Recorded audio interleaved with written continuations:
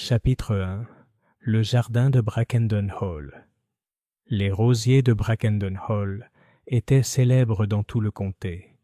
Ils poussaient dans des massifs soignés et formels bordant une longue allée de graviers, chaque arbuste étant taillé avec tant de soin qu'aucun pétale ne tombait prématurément. En juin, lorsque les fleurs atteignaient leur plus belle floraison, les visiteurs des domaines voisins venaient simplement flâner dans le jardin et admirer cette explosion de couleurs. Pourpre, ivoire, rose tendre et un rouge velours profond, presque noir, que Lord Brackendon qualifiait d'unique dans sa collection. C'est par un chaud après-midi de juin que j'ai découvert le jardin pour la première fois, ainsi que les personnages qui allaient là bientôt se retrouver liés par la tragédie. Moi, le capitaine Arthur Hastings, j'avais été persuadé par une vieille connaissance, l'inspecteur Barnes, de l'accompagner à Brackendon Hall.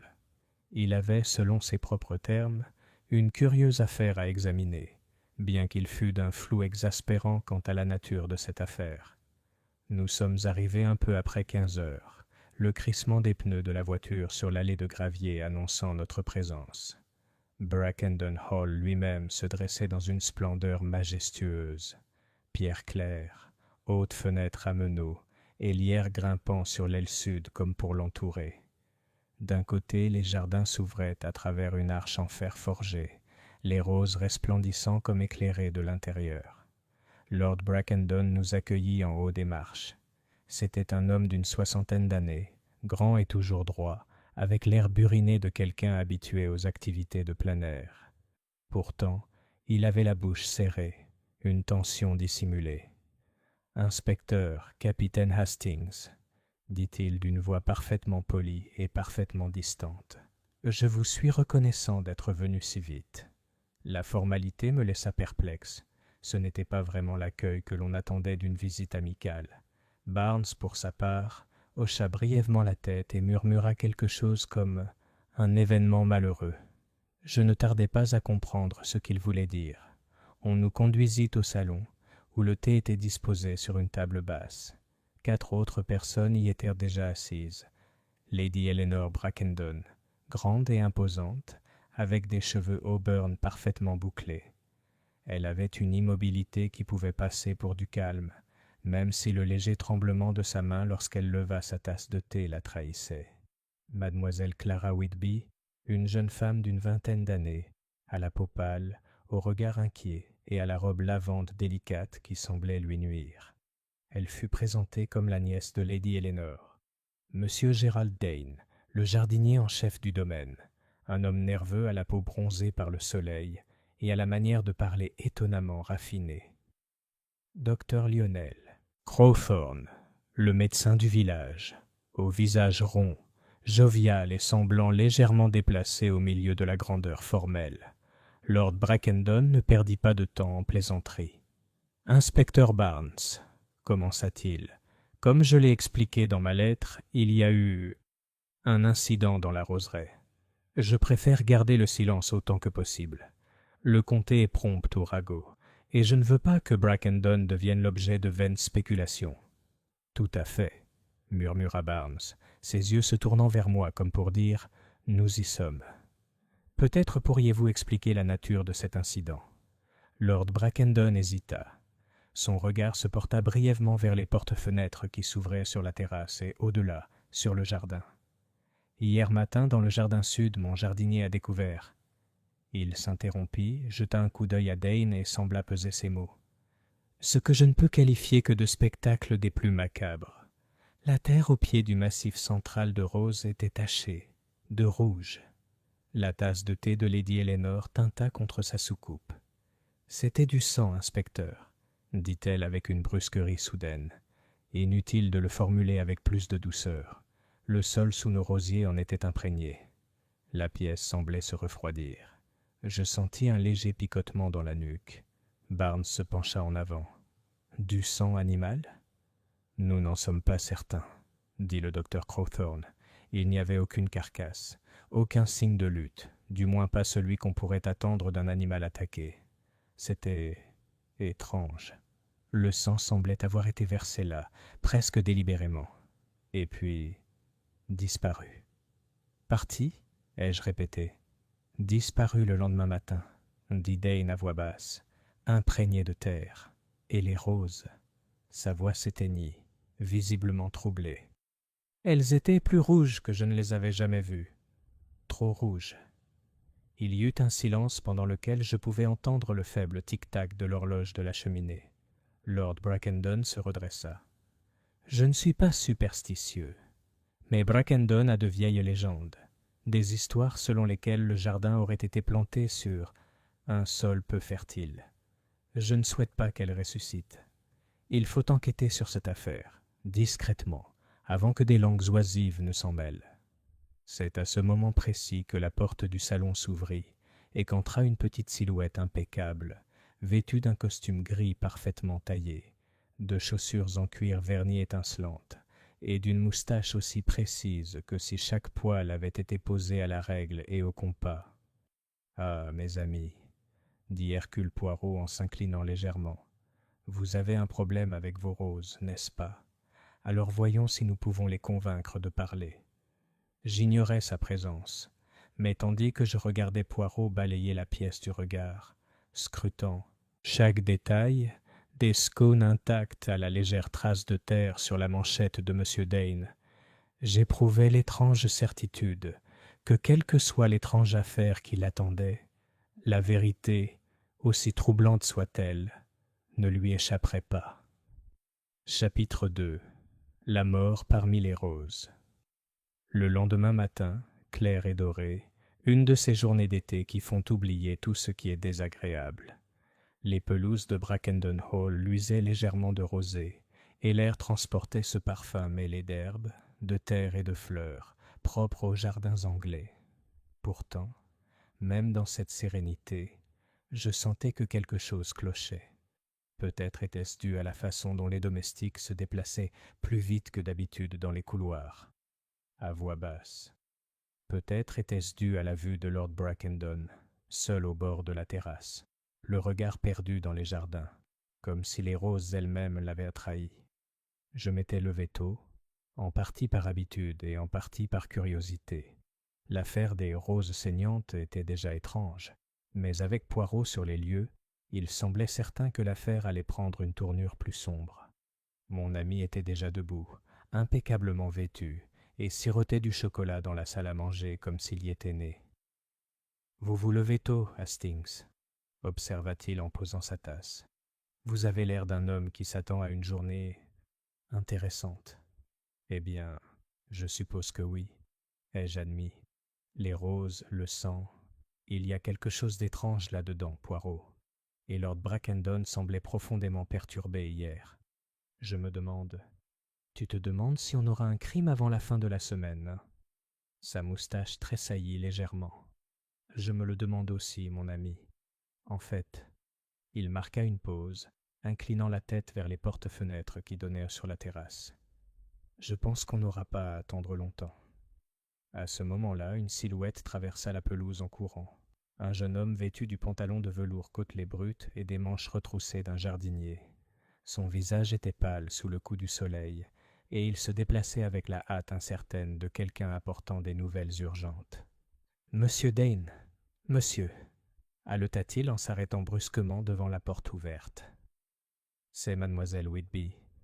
Elle est... » Il déglutit difficilement. « Elle est dans le jardin sud. Je crois qu'elle est morte, monsieur. » Les mots semblèrent flotter dans l'air un instant avant que la pièce ne s'anime. Poirot se leva aussitôt. Lord Brackendon apparut sur les marches de la terrasse, et je me retrouvai à les suivre tous deux, tandis que nous descendions précipitamment le sentier vers les rosiers. La scène était d'une beauté grotesque. Le jardin sud était baigné de soleil, les rosiers en fleurs, leurs pétales d'une vivacité presque obscène.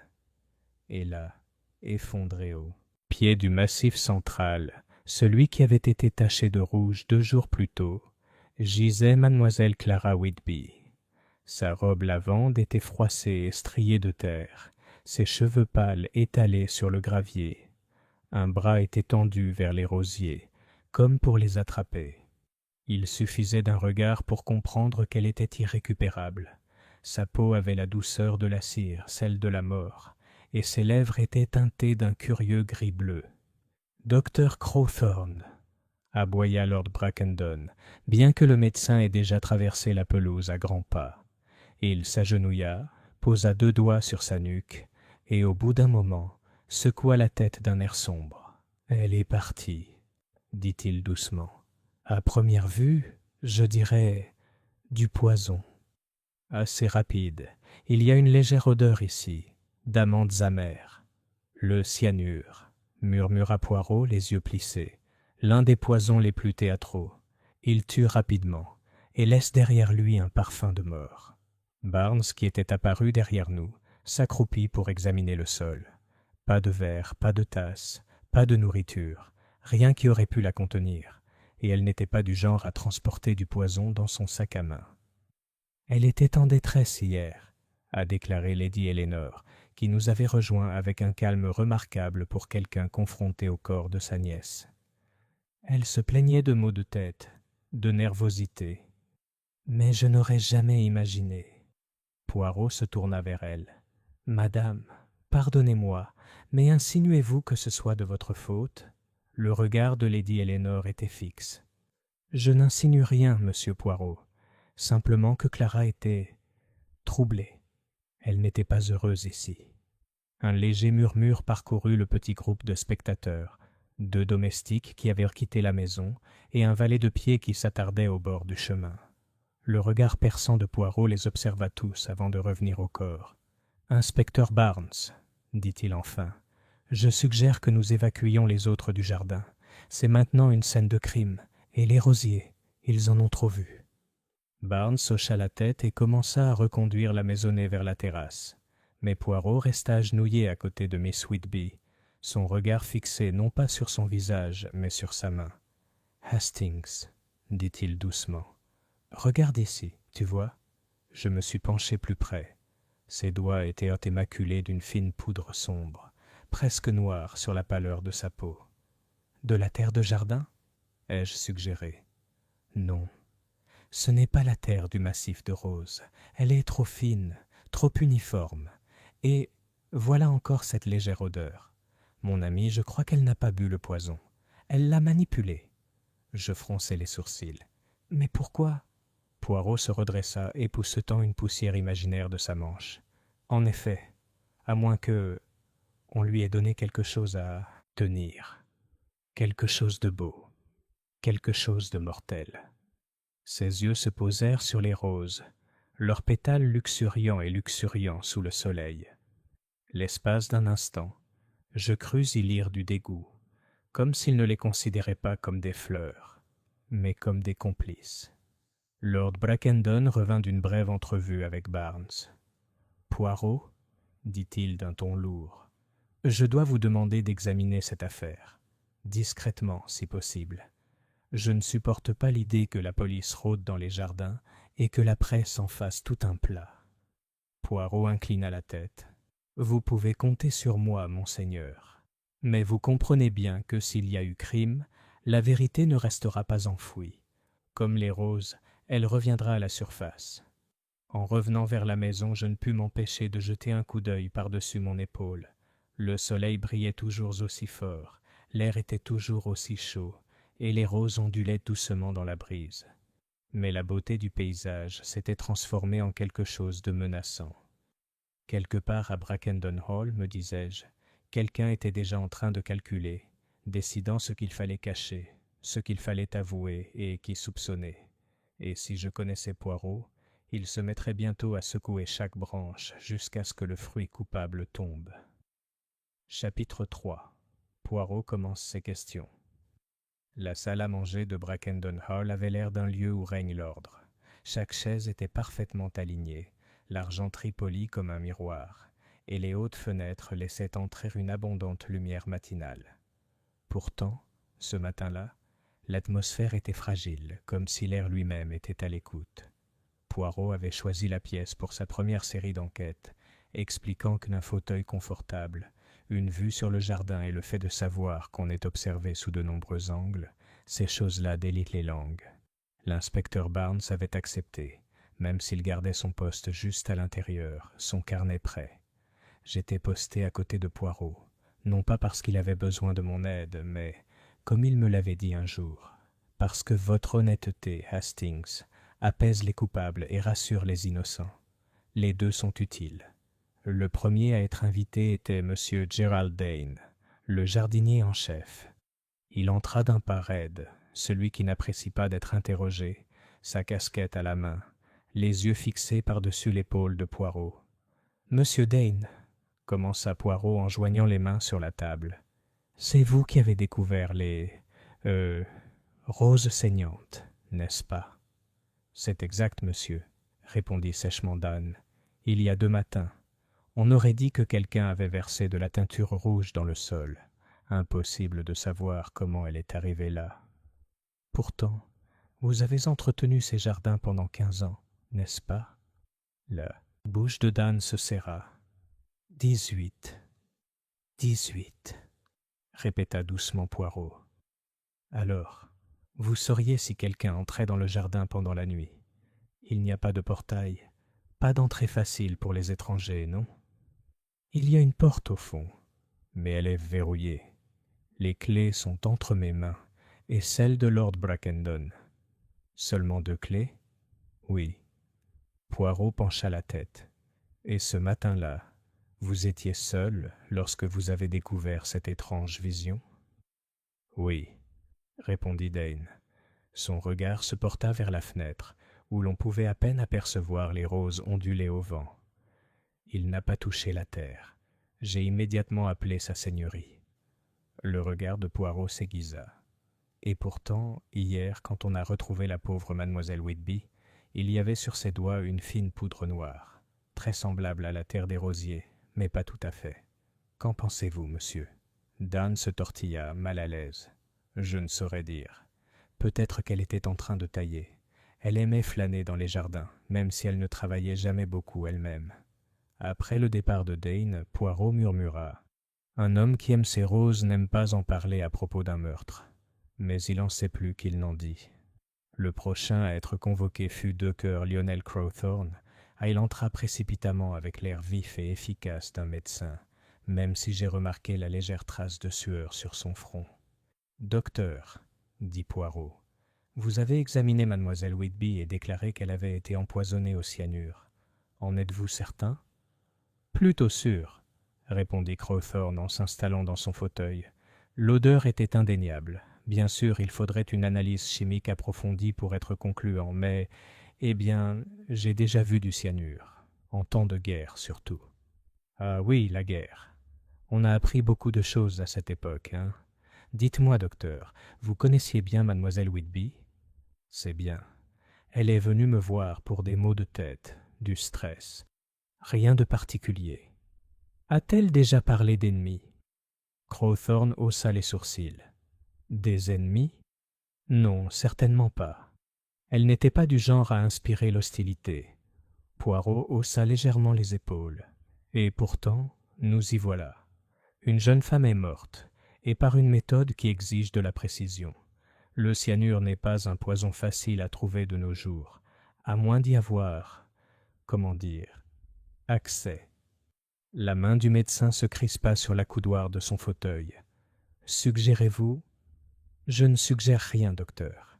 J'observe. C'est mon habitude. » Une fois Crowthorne parti, Poirot s'autorisa un léger sourire. « Voyez-vous, Hastings, le bon docteur est sur la défensive. Pourquoi ?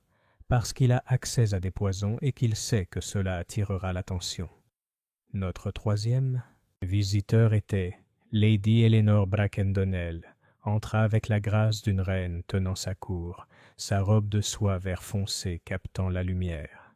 « Monsieur Poirot, » commença-t-elle avant qu'il puisse parler, « je tiens à clarifier une chose. Ma nièce était troublée, malheureuse certes, mais je ne permettrai pas que sa mémoire soit souillée par des allusions à un scandale. » Poirot inclina la tête. « Tu étais proche d'elle. Elle est venue vivre avec nous après la mort de ses parents. C'était il y a 4 ans. J'ai fait ce que j'ai pu pour subvenir à ses besoins. Vêtements, compagnie, une place chez nous. La voix de Poirot était douce, et elle était reconnaissante. Lady Eleanor hésita, puis esquissa un léger sourire. « Gratitude n'est pas un mot que je choisirais. » Clara était agitée, insatisfaite. Elle désirait plus que ce que Brackendon pouvait lui donner, plus que la vie peut-être. Était-elle amoureuse? Le regard de Lady Eleanor se refroidit. Si c'était le cas, elle me l'a caché. Et si elle avait des ennuis, je préférerais ne pas le savoir. Une fois partie, Poirot se laissa aller en arrière. C'est elle qui contrôle la maison, Hastings, et ces femmes-là contrôlent souvent aussi la vérité. Enfin, Seigneur Brackendon Hill prit lui-même la présidence. Il paraissait plus vieux que la veille, comme si la mort lui avait ôté une couche de vigueur. « Poirot, dit-il lourdement, je ne sais pas ce que tu t'attends à trouver. La mort de Clara est une tragédie, mais si elle s'est suicidée... » Poirot leva la main. « Milord, je ne crois pas. Elle n'a pas bu le poison. On l'a mis sur ses mains. » Les sourcils de Brackendon se froncèrent. « Mais qu'est-ce que tu racontes, bon sang? Je dis que quelqu'un a souhaité sa mort, et qu'elle soit, comment dire, poétique. Elle a été trouvée parmi les roses. Elle est morte à leur contact. » Un silence pesant et absolu s'installa. Barnes griffonnait dans son carnet, et je ressentis un frisson qui n'avait rien à voir avec la fraîcheur de la pièce. Une fois les entretiens terminés, Poirot se leva, ajusta sa cravate et me dit doucement « C'est bien ce que je pensais, Hastings. Le jardin n'est pas seulement un lieu de beauté, c'est la scène sur laquelle se joue une pièce. Et les acteurs y sont encore tous. » Chapitre 4. La floraison des fausses pistes. L'après-midi d'été était d'une tranquillité trompeuse. Le soleil illuminait les allées de gravier, les abeilles bourdonnaient paresseusement parmi les massifs de lavande, et un léger parfum de rose flottait depuis le jardin sud. Pourtant, sous ce calme se cachait une tension, comme le calme avant l'orage, tandis que la maisonnée s'activait sous le regard invisible de Poirot. Il n'avait pas encore partagé ses pensées en détail, mais je savais, pour l'avoir connu de longue date, qu'il avait déjà commencé à les rassembler dans son esprit. Poirot ne poursuivait jamais les suspects avec frénésie. Il les observait plutôt jusqu'à ce qu'ils se trahissent. Et maintenant, semblait-il, il avait l'intention de percer la première fissure dans la façade. Nous étions assis dans la bibliothèque, dont les portes-fenêtres donnaient directement sur les jardins. Poirot était en train d'astiquer ses lunettes, signe évident. J'avais appris que son esprit s'aiguisait, lorsque l'inspecteur Barnes apparut à la porte. « Poirot, dit-il, j'ai parlé à l'un des jardiniers auxiliaires. Il s'appelle Peter Hollis. Il jure avoir vu mademoiselle Whitby dans la roseraie tard la nuit précédant sa mort. » Poirot leva les yeux. « Tard dans la nuit, dites-vous? Et elle était seule? » « C'est ce qu'il dit. Vers 11 heures. Elle tenait quelque chose dans ses mains, petit, sombre, comme une boîte. Hollis pensait que c'était un coffret à bijoux. Les yeux de Poirot se plissèrent. « Et c'était dans ce même lit de rose qu'elle a été retrouvée? » « Oui. Mais voilà. Hollis a aussi aperçu M. Dane rôdant sur le côté du chemin peu après. Il dit qu'il avait l'air agité. Je me suis penché en avant. Ça me paraît plutôt suspect, Poirot. »« Mais oui, Hastings, » dit Poirot d'un ton doux. « Ça a l'air suspect. Ça a l'air... aussi c'est suspect. C'est pourquoi nous devons l'examiner avec la plus grande prudence. » Barnes fronça les sourcils. « Tu penses que Hollis ment? »« Je trouve, » dit Poirot, « que Hollis nous a offert une histoire aussi soignée qu'une comptine. Et la vraie vie, mon cher, est rarement aussi complaisante. » Néanmoins, Dan fut convoqué à la bibliothèque. Il entra avec la même expression réservée que précédemment, les mains jointes dans le dos. « Monsieur Dane, » dit Poirot, « on dit que vous étiez dans le jardin tard dans la nuit il y a 2 jours. Vous y avez vu Miss Whitby. Peut-être lui avez-vous même parlé. » La mâchoire de Dane se serra. « Je ne l'ai pas vue. J'étais dans mon cottage, endormi. Celui qui t'a dit le contraire fait des bêtises. » « Alors vous n'avez effectué aucun travail dans les rosiers cette nuit-là? »« Non. Je m'en occupe le matin. Je l'ai toujours fait. » Poirot le regarda un long moment. « Et la porte verrouillée, vous êtes certain qu'elle était sécurisée ?»« Certainement.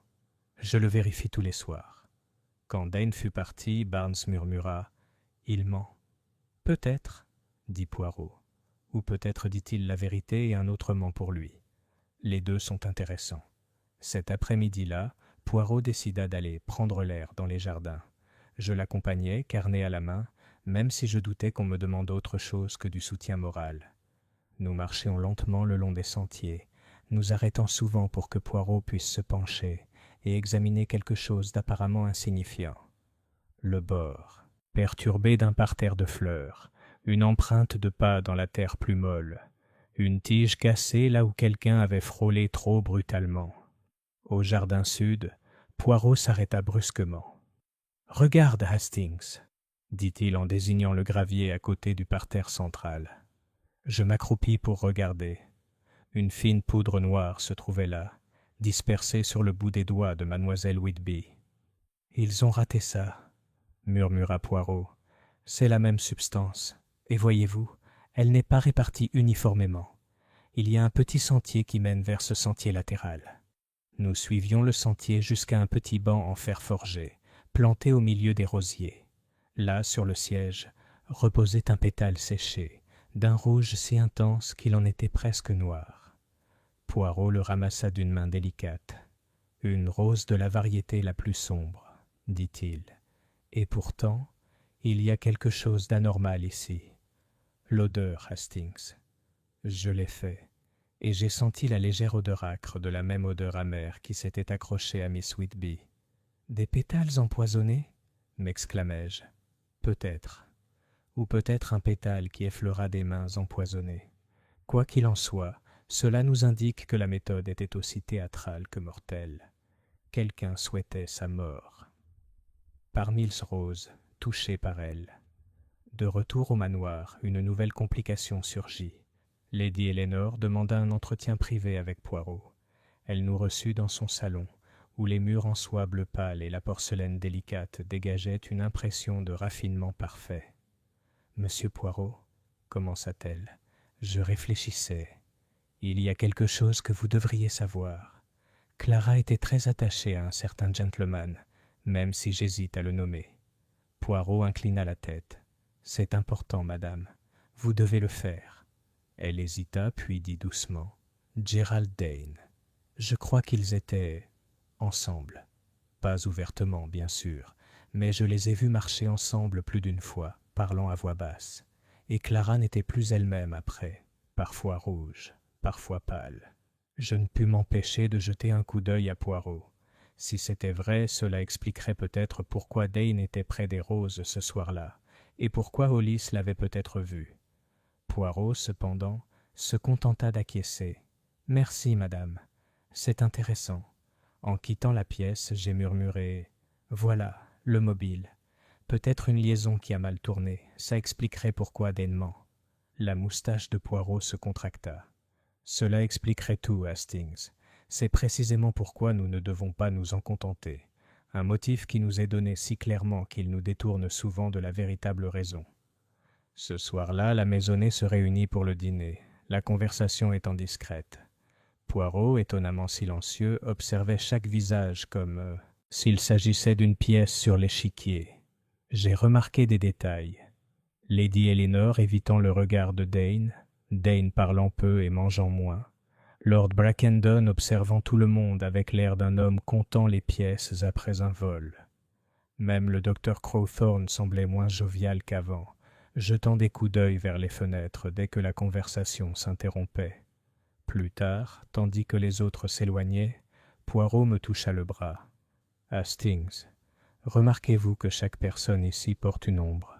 C'est bien. Mais maintenant, il faut voir qui projette la plus longue, car le jardin, mon ami, est plein de fausses pistes, et l'une d'elles sent encore l'amande. » Chapitre 5. Un indice dans les pétales. Le lendemain de notre découverte du pétale empoisonné, le ciel était gris et lourd, les nuages s'abaissant au-dessus de Brackendon Hall, comme si la maison elle-même se préparait à un événement désagréable. Les roses dehors semblèrent briller encore plus intensément dans la lumière terne, comme si elles défiaient le ciel. Poirot apparut au petit déjeuner plus tard que d'habitude, sa cravate en soie parfaitement nouée, sa moustache impeccablement peignée, mais son expression curieusement concentrée, le regard d'un homme qui a beaucoup réfléchi pendant la nuit. « Mon ami, » dit-il en s'asseyant et en versant le café avec une délicate précision. « Aujourd'hui, nous allons encore faire un petit tour à la roseraie. Mais cette fois, nous ne regarderons pas les fleurs. » J'ai haussé un sourcil. « Alors, qu'est-ce qu'on cherche ?»« Une preuve, Hastings. Quelque chose d'infime, quelque chose qui ne devrait pas être là. Et pourtant, il est là. » L'inspecteur Barnes nous rejoignit peu après, le visage ridé par le manque de sommeil. « J'ai reparlé à Hollis, » rapporta-t-il.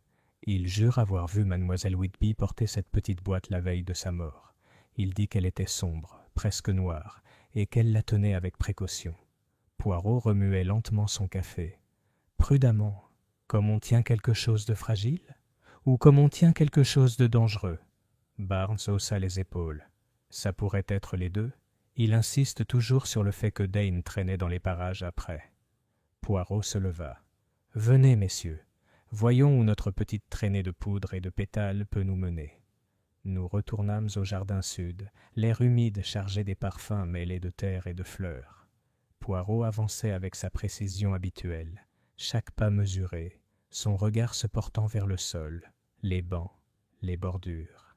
Près du parterre de roses centrales, le même où Miss Whitby avait été retrouvée, il s'arrêta brusquement et s'accroupit. « Regarde, Hastings, que vois-tu » J'ai regardé. Au milieu du gravier se trouvait un pétale de rose, d'un rouge profond, dont les bords s'enroulaient. Il aurait pu s'agir de n'importe lequel des centaines disséminées naturellement, mais celui-ci semblait différent. « Un autre pétale, dis-je, mais il est plus foncé, presque noirci. »« Oui, et sens-le. » Je l'ai fait, réprimant un frisson lorsque le léger parfum d'amande a de nouveau frappé mon nez. Poirot sortit son étui à cigarette en argent, l'ouvrit avec précaution pour y placer le pétale comme un bijou précieux. Nous devons le préserver. Voyez-vous, Hastings, ce n'est pas une décomposition ordinaire. C'est la marque d'un produit chimique, et une rose ne devrait jamais en rencontrer. Barnes fronça les sourcils. « Alors les pétales ont été traités ?» Poirot se redressa. « Il est possible que les pétales eux-mêmes aient été, pour ainsi dire, enduits d'une fine couche de poison. Un seul contact, et le poison se dépose sur les doigts. De là sur les lèvres, le nez, les yeux, le poison fait son effet. » Je fixai les roses. « Mais qui se donnerait la peine de faire ça ?»« C'est diabolique. » Les yeux de Poirot brillèrent. « C'est aussi artistique, Hastings. Et les meurtriers qui sont des artistes sont à la fois dangereux et vaniteux.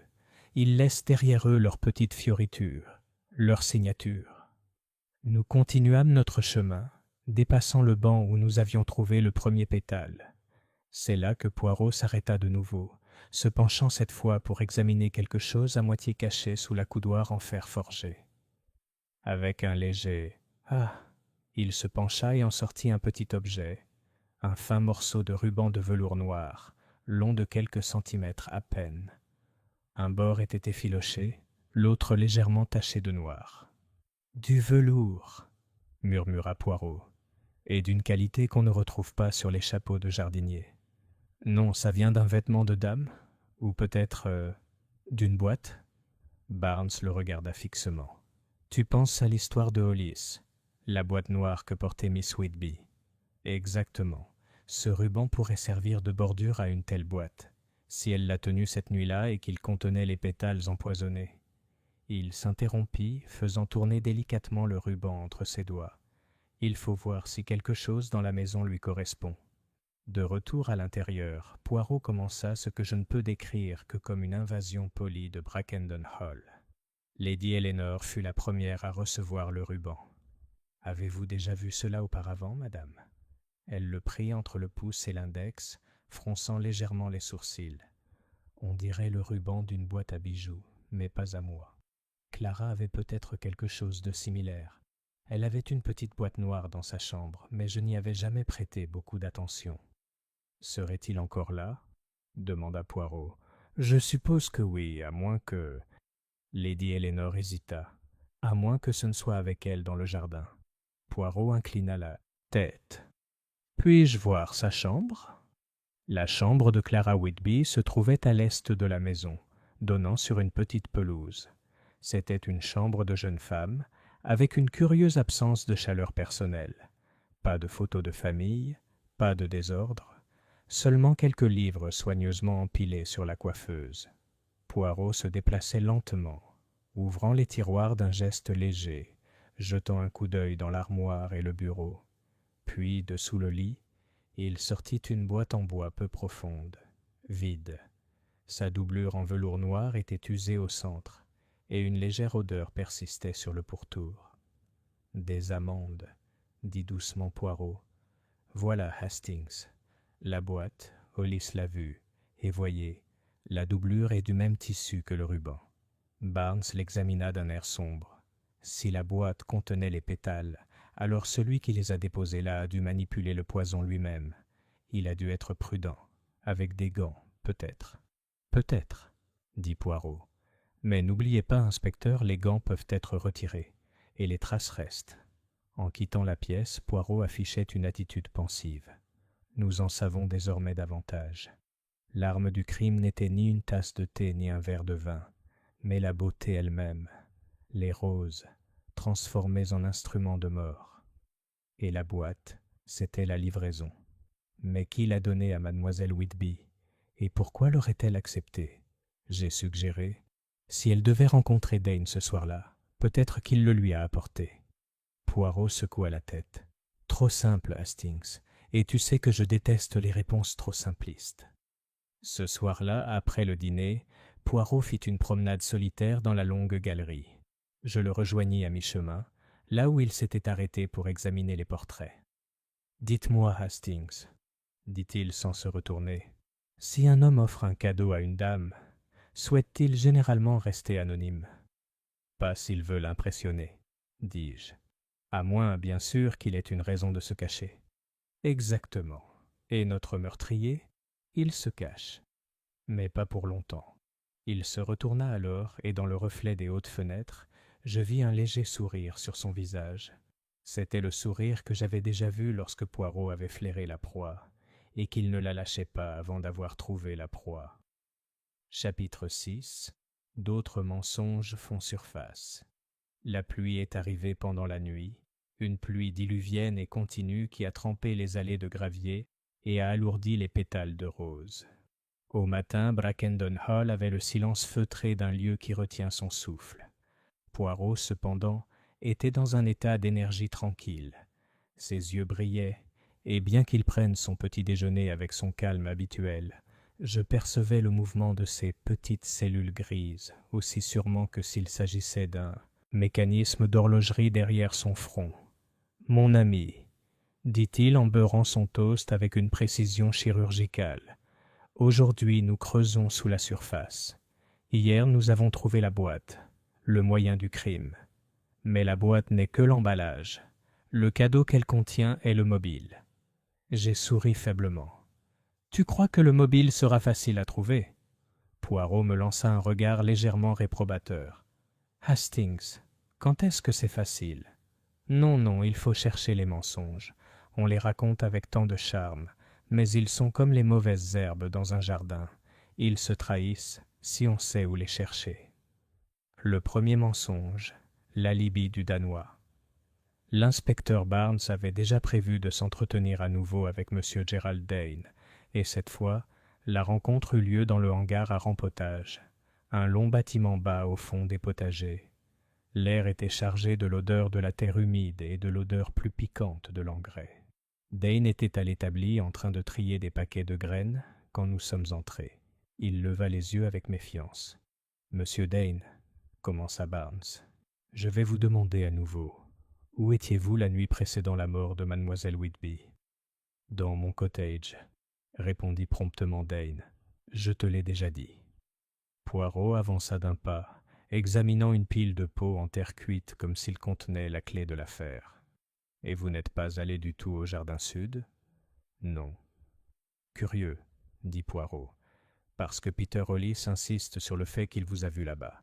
Il décrit même votre veste, en velours côtelé marron, avec une déchirure sur la manche gauche. » La bouche de Dane s'ouvrit, puis se referma.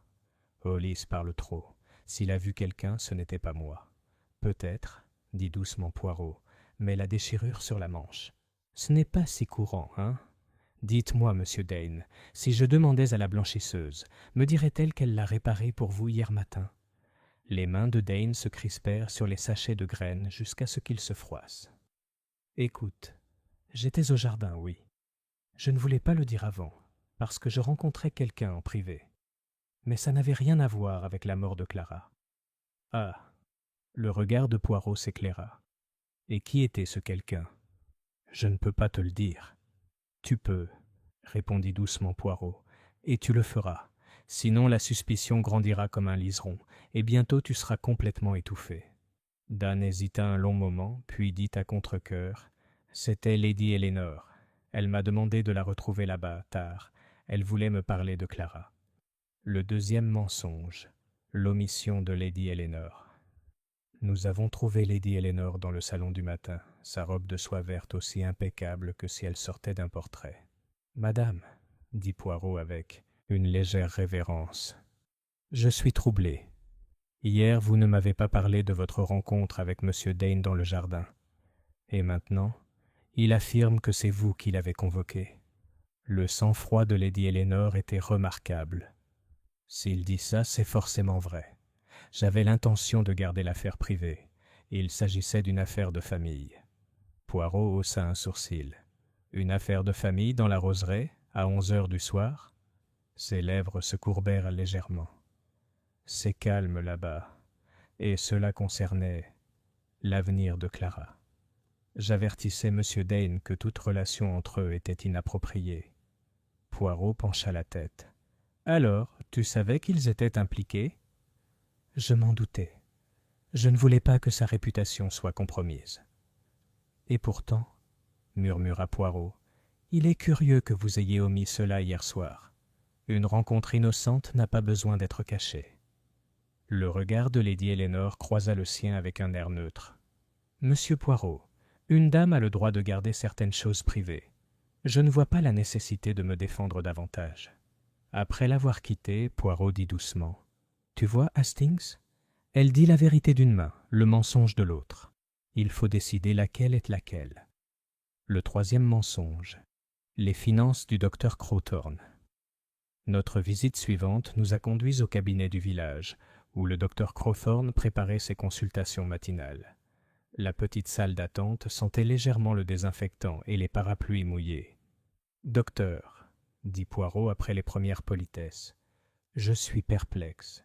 Vous avez dit ne connaître mademoiselle Whitby que comme une patiente souffrant de maux de tête et de nervosité.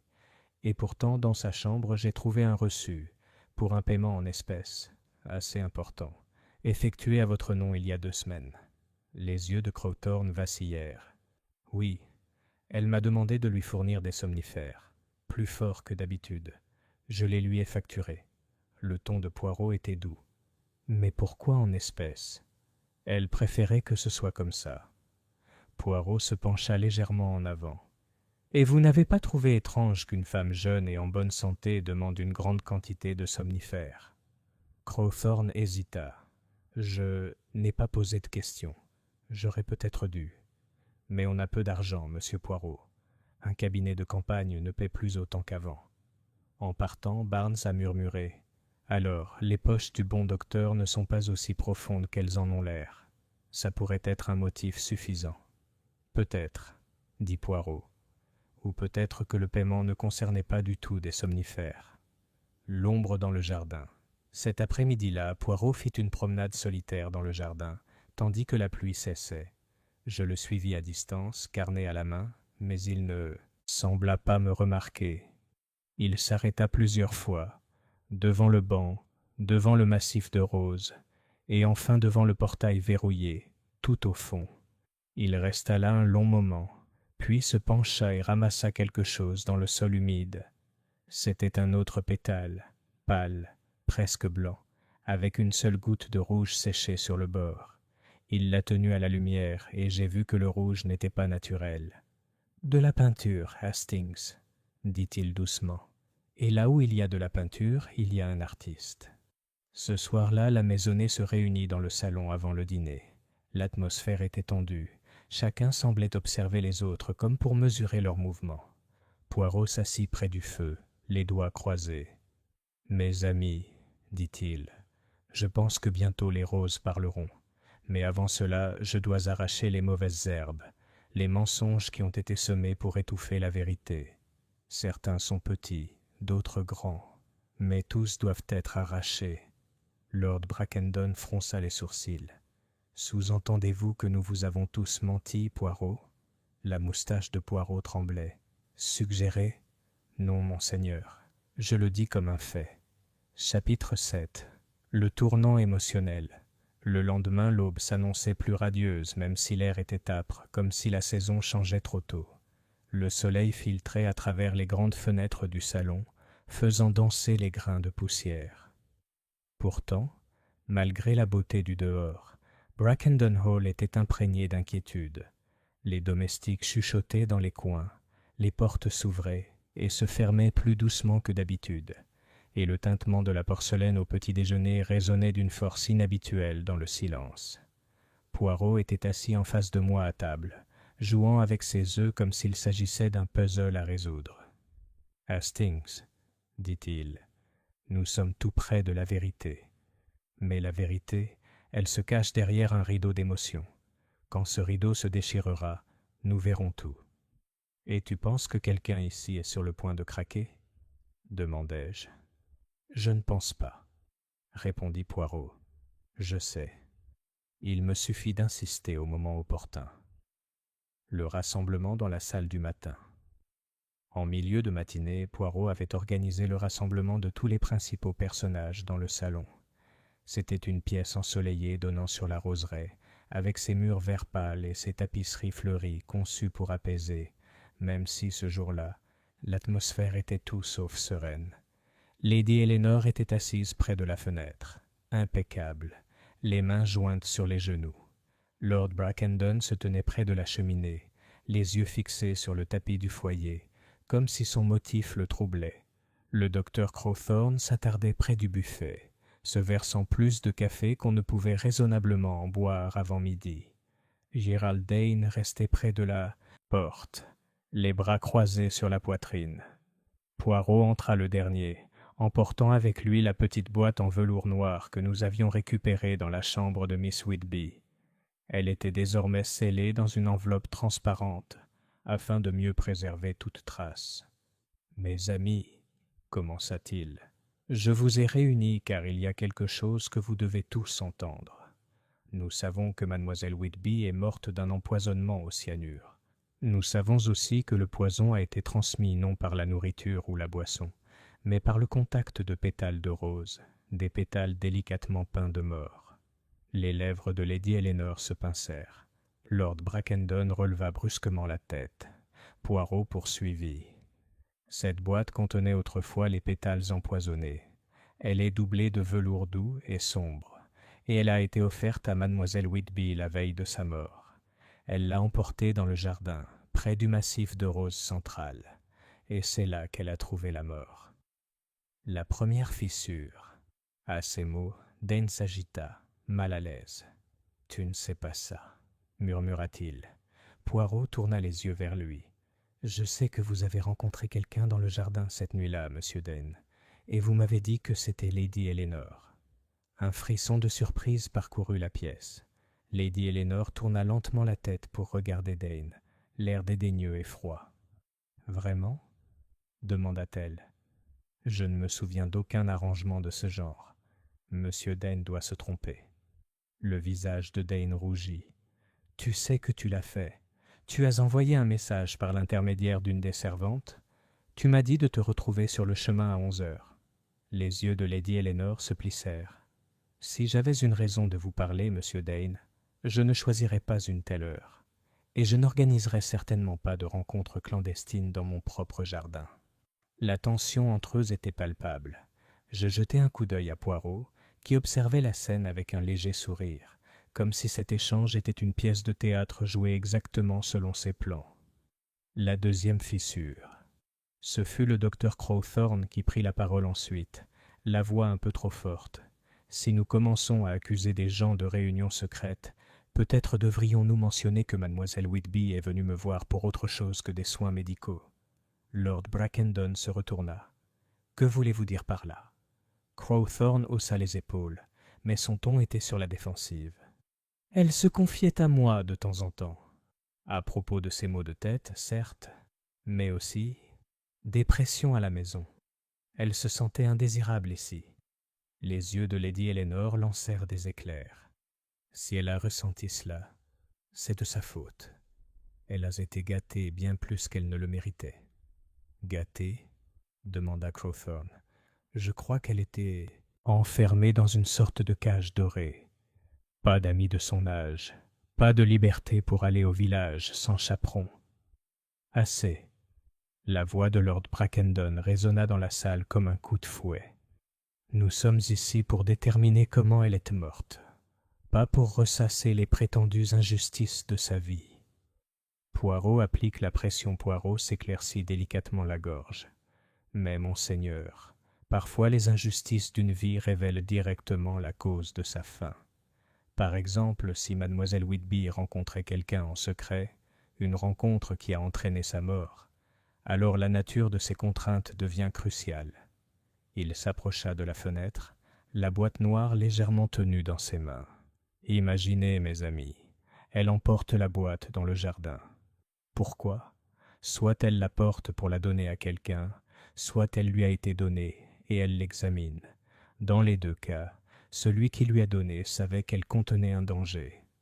Poirot se retourna lentement, son regard parcourant chaque visage. J'ai ici un petit détail. Le velours de la boîte contient des traces non seulement de poison, mais aussi d'un parfum, une odeur très particulière, une odeur portée par une seule personne dans cette maison. Lady Eleanor se raidit presque imperceptiblement. « Oui, madame, » dit doucement Poirot. « Il est à vous. » La pause, Lord Brackendon prit une inspiration brusque. Lady Eleanor se leva, le visage rouge, mais avant qu'elle puisse parler, Dane fit un pas en avant. « Ce n'était pas sa faute, » dit-il soudain. « Elle n'était pas au courant pour le poison. Il s'arrêta, comme si les mots s'étaient échappés avant qu'il puisse réfléchir. La voix de Poirot était très basse. « C'est vous qui avez placé les pétales dans la boîte, n'est-ce pas ?» Les poings de Dane se serrèrent. « Je ne voulais pas lui faire de mal. Je voulais juste l'effrayer, la faire partir. Elle cherchait des ennuis entre moi et... » Il s'interrompit et jeta un coup d'œil à Lady Eleanor. Le visage de Lady Eleanor était indéchiffrable, mais ses yeux brillaient. « Monsieur Dane, je vous suggère de ne rien dire de plus avant d'avoir bien réfléchi. » Le regard de Poirot ne quitta pas celui de Dane. « Et pourtant, monsieur, le problème avec les mensonges, c'est qu'ils ont besoin de plus de mensonges pour se maintenir. Un jour, ils s'effondrent sous leur propre poids. Aujourd'hui, peut-être. » Pendant un instant, Dane sembla sur le point de reprendre la parole. Puis ses épaules s'affaissèrent. « Elle n'aurait jamais dû mourir, » dit-il d'une voix rauque. « Je le jure. » Poirot à part. Plus tard, tandis que les autres s'éloignaient sous l'œil attentif de Barnes, je me tournai vers Poirot. « Tu le crois ?» Poirot ajusta ses menottes. « Je crois qu'il le croit, Hastings. Mais que ce soit vrai ou non, ah, c'est une autre histoire. Voyez-vous, j'ai appris autre chose aujourd'hui. » La boîte, les pétales, la rencontre dans le jardin, tout cela fait partie d'un ensemble plus vaste, et la main qui les a arrangés est plus rusée que notre ami Dane ne pourrait jamais l'être. « Alors pourquoi le pousser si fort ?» demandai-je. Les yeux de Poirot pétillèrent. « Parce que, mon ami, dans chaque partie d'échecs, on sacrifie parfois un pion pour voir comment la reine va se déplacer. » Chapitre 8. Le piège est tendu. Les événements de la veille avaient laissé Brackendon Hall dans un état de suspense inquiétant, comme si la maison elle-même savait que quelque chose allait se produire. L'aveu partiel de Dane, son intention n'était que d'effrayer Clara, n'avait satisfait personne, et encore moins Poirot. La maisonnée évoluait avec un étrange calme, leur conversation sur leur garde, comme s'ils craignaient que la moindre parole inconsidérée ne soit entendue et retournée contre eux. Poirot, cependant, était de bonne humeur. Il fredonnait doucement en ajustant sa cravate devant le miroir de sa chambre d'amis, sa moustache parfaitement symétrique. « Hastings, mon ami, dit-il, aujourd'hui nous semons des graines de doute, des graines de suspicion, mais aussi des graines de curiosité. Et le moment venu, nous verrons qui viendra les déterrer. » J'ai levé les yeux de ma chaise. « Tu veux dire que tu vas tendre un piège ?» Poirot sourit. « Exactement. Mais pas avec un fil à ressort ni un piège caché. Non, non. Mon piège est dans l'esprit, et il se refermera avec un léger déclic. » La conversation dans la roseraie. Peu avant le déjeuner, Poirot nous suggéra une promenade dans les jardins. La pluie des 2 nuits précédentes avait laissé la terre sombre et luxuriante, et les roses se dressaient fièrement sur le pâle ciel d'été. Alors que nous atteignions le parterre central, ce même carré de fleurs fatales, nous trouvâmes Lady Eleanor déjà là, ses mains gantées reposant légèrement sur le manche d'un petit couteau à serper. « Madame, » la salua Poirot, « vos roses sont magnifiques.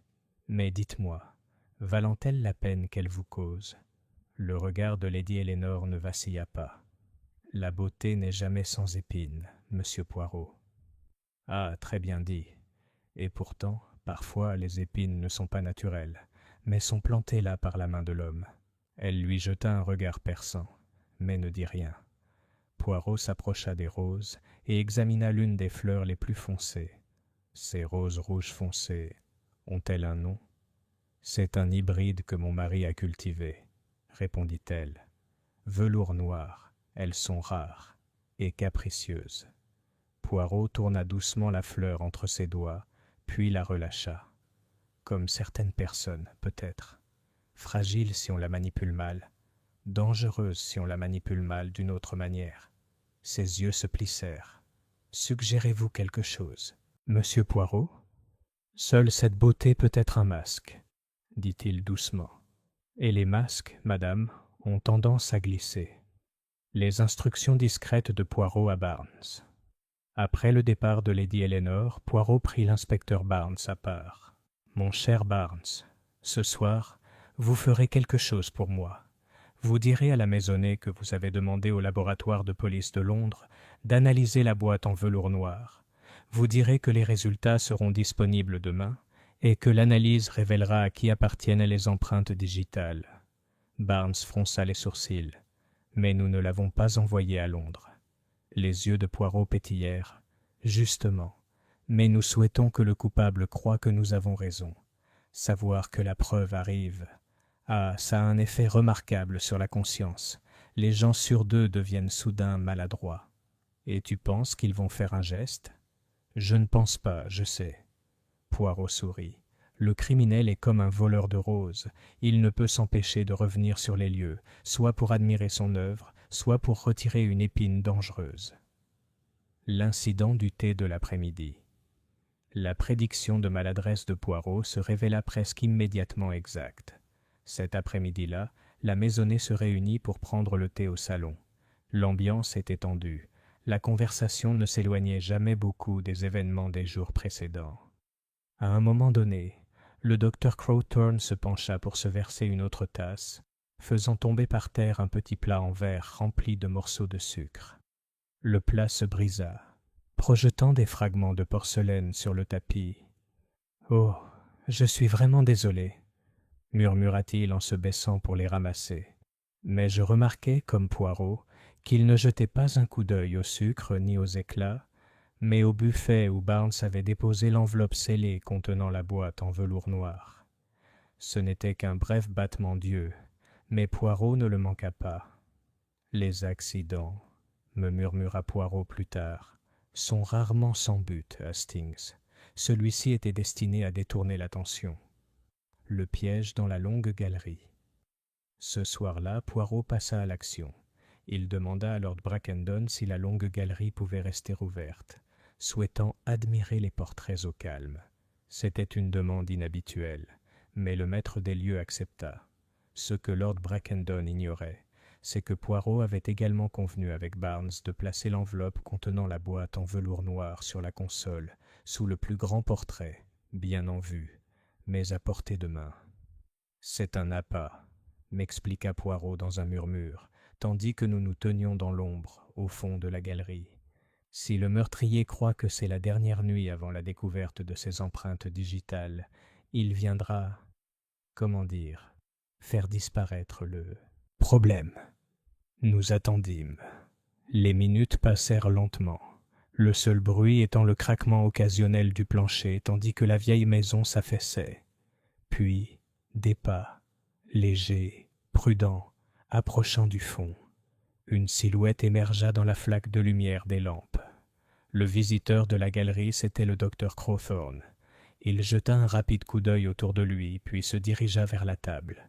Sa main resta une seconde au-dessus de l'enveloppe avant de la saisir et de la glisser dans la poche de son manteau. Avant que je puisse bouger, Poirot s'avança. « Bonsoir, docteur. Vous avez perdu quelque chose ?» Crowthorne se figea, son visage perdant toute couleur. « J'étais juste voler des preuves, » suggéra doucement Poirot. « Ou peut-être les détruire. Mais pourquoi si tu es innocent ?» La bouche de Crowthorne résonna un instant sans un bruit. « Je protégeais quelqu'un. »« Ah !» dit doucement Poirot. « Et maintenant, nous sommes plus près de la vérité. Car, cher docteur, une seule personne dans cette maison aurait pu se procurer du cyanure sans difficulté. Et c'est vous. Alors dites-moi, qui protégiez-vous? Vous-même ou quelqu'un d'autre ?» Le regard de Crowthorne se tourna, l'espace d'une fraction de seconde, vers la porte. Poirot suivit son regard et hocha légèrement la tête. Poirot murmurait à l'oreille. Après que Barnes eut emmené le médecin pour un interrogatoire formel, Poirot se tourna vers moi. « Vous voyez, Hastings, le piège n'était jamais de prouver la culpabilité du médecin, mais de voir où son regard se tournerait sous la pression. Et il s'est tourné vers la seule rose vraiment dangereuse de ce jardin. » Je fronçai les sourcils. « Lady Eleanor ?» Poirot se contenta de sourire. « Patience, mon ami. La fleur est presque ouverte, mais pas tout à fait. » Chapitre 9. La nuit des roses. Le soir tombait doucement sur Brackendon Hall, le soleil se fondant dans une brume dorée et mauve. L'air était chaud mais chargé du parfum des roses, qui flottait dans le silence tel un cœur silencieux. Quelque part au loin, une colombe roucoulait, et le craquement du gravier sous nos pieds semblait anormalement fort. Poirot était resté silencieux toute la journée, parlant peu et disparaissant pendant de longues périodes. Quand je l'ai enfin trouvé à la bibliothèque à 6 heures, il écrivait des lettres de sa petite écriture précise. Il a scellé une enveloppe, puis a levé les yeux. « Hastings, ce soir nous montrons une petite pièce de théâtre, dans le jardin bien sûr, et comme toute bonne pièce, il y aura un public, des acteurs, et à la fin, le démasquage. Tu veux dire que tu rassembles à nouveau tout le monde ? Exactement, mais cette fois sous les étoiles. Il est plus difficile de rester dans le noir. On écoute trop son propre cœur battre. Les coupables ne peuvent s'empêcher de se trahir lorsqu'on les force à se tenir sur le sol même où le crime a été commis. L'invocation. À 7 heures, des invitations discrètes furent lancées par l'inspecteur Barnes. Chaque membre de la maisonnée fut informé que Poirot souhaitait faire une démonstration dans le jardin sud à 9 heures précises. Aucune explication ne fut donnée. Lady Eleanor accepta avec une réserve polie. Lord Brackendon, bien que visiblement irrité par cette interruption de sa soirée, acquiesça. Dane parut sur ses gardes, mais curieux. Le docteur Crowthorne, bien que pâle depuis sa précédente rencontre avec Poirot, hocha la tête d'un air sombre. Même Hollis, le jardinier auxiliaire, fut convoqué. À l'heure dite, le ciel s'était teinté d'un bleu velouté, et les lampes du jardin étaient allumées, de petites sphères de lumière dorée qui accentuaient les ombres par contraste.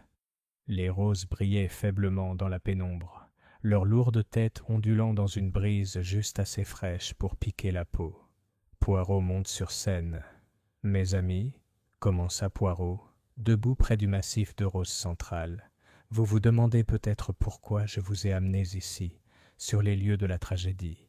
Je l'ai fait parce que je crois que la vérité doit être dite là où les mensonges ont été semés. Ce soir, nous les débarrassons de ces mensonges, de leurs racines et de leurs racines. » Un murmure parcourut le groupe. Les mains gantées de Lady Eleanor se resserrèrent sur son étoffe. Dane se balançait d'un pied sur l'autre. Poirot fit un geste vers les roses. « Mademoiselle Clara Whitby est morte ici. Elle n'est pas tombée dans le poison par hasard. La méthode était délibérée et élégante. Les pétales des roses velours noir, peints au cyanure, placés dans cette boîte. » Il souleva la boîte doublée de velours noir, maintenant posée sur la paume de sa main gantée. Elle les a touchées. En quelques instants, le poison a pénétré son organisme. Elle s'est effondrée ici, sous les fleurs qui étaient devenues ses bourreaux. L'air de la nuit semblait devenir plus lourd. La reconstruction Poirot s'approcha du banc où la traînée de poudre avait été trouvée. Elle était peut-être assise là, admirant son cadeau, mais ce cadeau était une arme. Et celui qui l'avait offert, celui qui l'avait offert devait savoir qu'elle l'ouvrirait seule, ici, dans le jardin. C'est pourquoi il ne lui avait pas été offert en plein jour, mais dans le calme du soir, lorsqu'on la trouvait le plus souvent ici.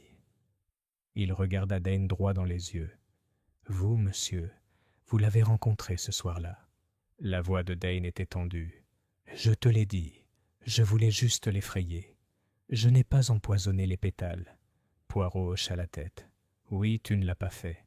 Mais tu étais le livreur, le messager, et tu n'as pas demandé de qui venait le cadeau, ou peut-être as-tu préféré ne pas le savoir. » Les yeux de Dane se tournèrent vers Lady Eleanor, qui se tenait aussi immobile qu'une des statues de marbre près de la fontaine.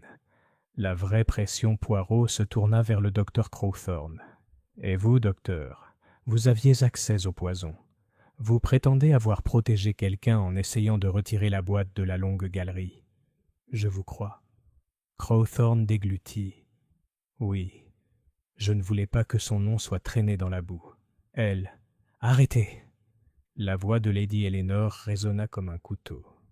Toutes les têtes se tournèrent vers elle. Le regard de Poirot était très calme. « Allez-y, madame. Vous nous ferez peut-être gagner du temps. » Elle prit une longue inspiration, ses yeux brillants à la lumière de la lampe. « Je ne l'ai pas tué. Oui, j'ai demandé à Dan de me rencontrer ce soir-là, mais seulement pour l'avertir que Clara était manipulatrice, qu'elle cherchait à le compromettre pour son propre profit. Elle n'était pas l'innocence que vous imaginez. » Poirot inclina la tête. « Ah, les morts sont si souvent peints dans l'ombre. Mais voici le fait, madame. C'est vous qui avez manipulé la boîte avant Dan. Le ruban a été retrouvé dans le jardin sud, et il portait des traces de votre parfum. Voulez-vous nous faire croire que vous l'avez manipulé sans le savoir ?» La floraison s'ouvre. Lady Eleanor hésita, un battement de cœur de trop. Puis, à ma grande surprise, ce fut Lord Brackendon qui prit la parole. Sa voix était basse, presque lasse. « Elle s'en est occupée parce que je le lui ai demandé. » Les mots tombèrent dans le silence comme des pierres dans l'eau profonde. Poirot se tourna vers lui. « Allez-y, monseigneur. » Le regard de Brackendon se posa sur les roses. « Clara me faisait chanter.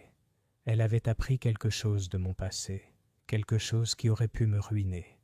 Je pensais que si je l'effrayais suffisamment, elle partirait discrètement. J'ai dit à Eleanor de lui passer la boîte. J'ignorais qu'elle contenait du poison. Alors qui l'a fait ?» La voix de Poirot était douce, mais toutes les oreilles étaient tendues vers la réponse. Brackendon ferma brièvement les yeux. Ce devait être Crowthorne. Il savait l'effet que ça ferait. Il était le seul à pouvoir se procurer ce produit. Mais Poirot secoua lentement la tête. « Non, monseigneur. Le docteur avait les moyens, mais pas le mobile. Ses tentatives pour enlever la boîte n'étaient pas celles du tueur, mais celles d'un homme qui en protégeait un autre. Et quand je l'ai piégé, ses yeux se sont tournés non pas vers vous, mais vers Lady Eleanor. La chute du dernier pétale. Le sang-froid de Lady Eleanor finit par se fissurer. Elle leva le menton, mais sa voix tremblait. Clara détruisait cette maison, et mon mariage. Elle était sournoise, vindicative, et nous aurait saigné à blanc. Je ne pouvais pas le permettre. Les roses, c'était l'ironie parfaite. Elle les adorait. J'ai peint les pétales moi-même, cet après-midi-là. La boîte était mon idée. Dane la trouvait inoffensive. Brackendon y voyait un avertissement. Mais je savais exactement ce que c'était. Personne ne parlait. La nuit semblait tomber, le parfum des roses soudain écœurant, presque suffocant. Poirot posa doucement la boîte sur le banc. « Madame, vous avez bien joué le rôle, trop bien. Mais vous avez oublié une chose. Le poison laisse des traces, non seulement dans le sol, mais aussi dans les esprits. Il s'accroche et se propage, jusqu'à ce que la vérité éclôt, qu'on le veuille ou non. Conséquence, l'inspecteur Barnes s'avança, le visage sombre. « Lady Eleanor Brackendon, je vous prie de m'accompagner. » Elle ne résista pas, rapprocha simplement son châle et marcha vers la maison sans un regard en arrière. Après leur départ, Poirot resta un long moment près du massif de roses, les mains jointes derrière le dos. « Voyez-vous, Hastings, dit-il doucement, le jardin est comme la société. Il paraît ordonné, cultivé, harmonieux. Mais en dessous, il y a la compétition, l'étranglement et l'action silencieuse des poisons.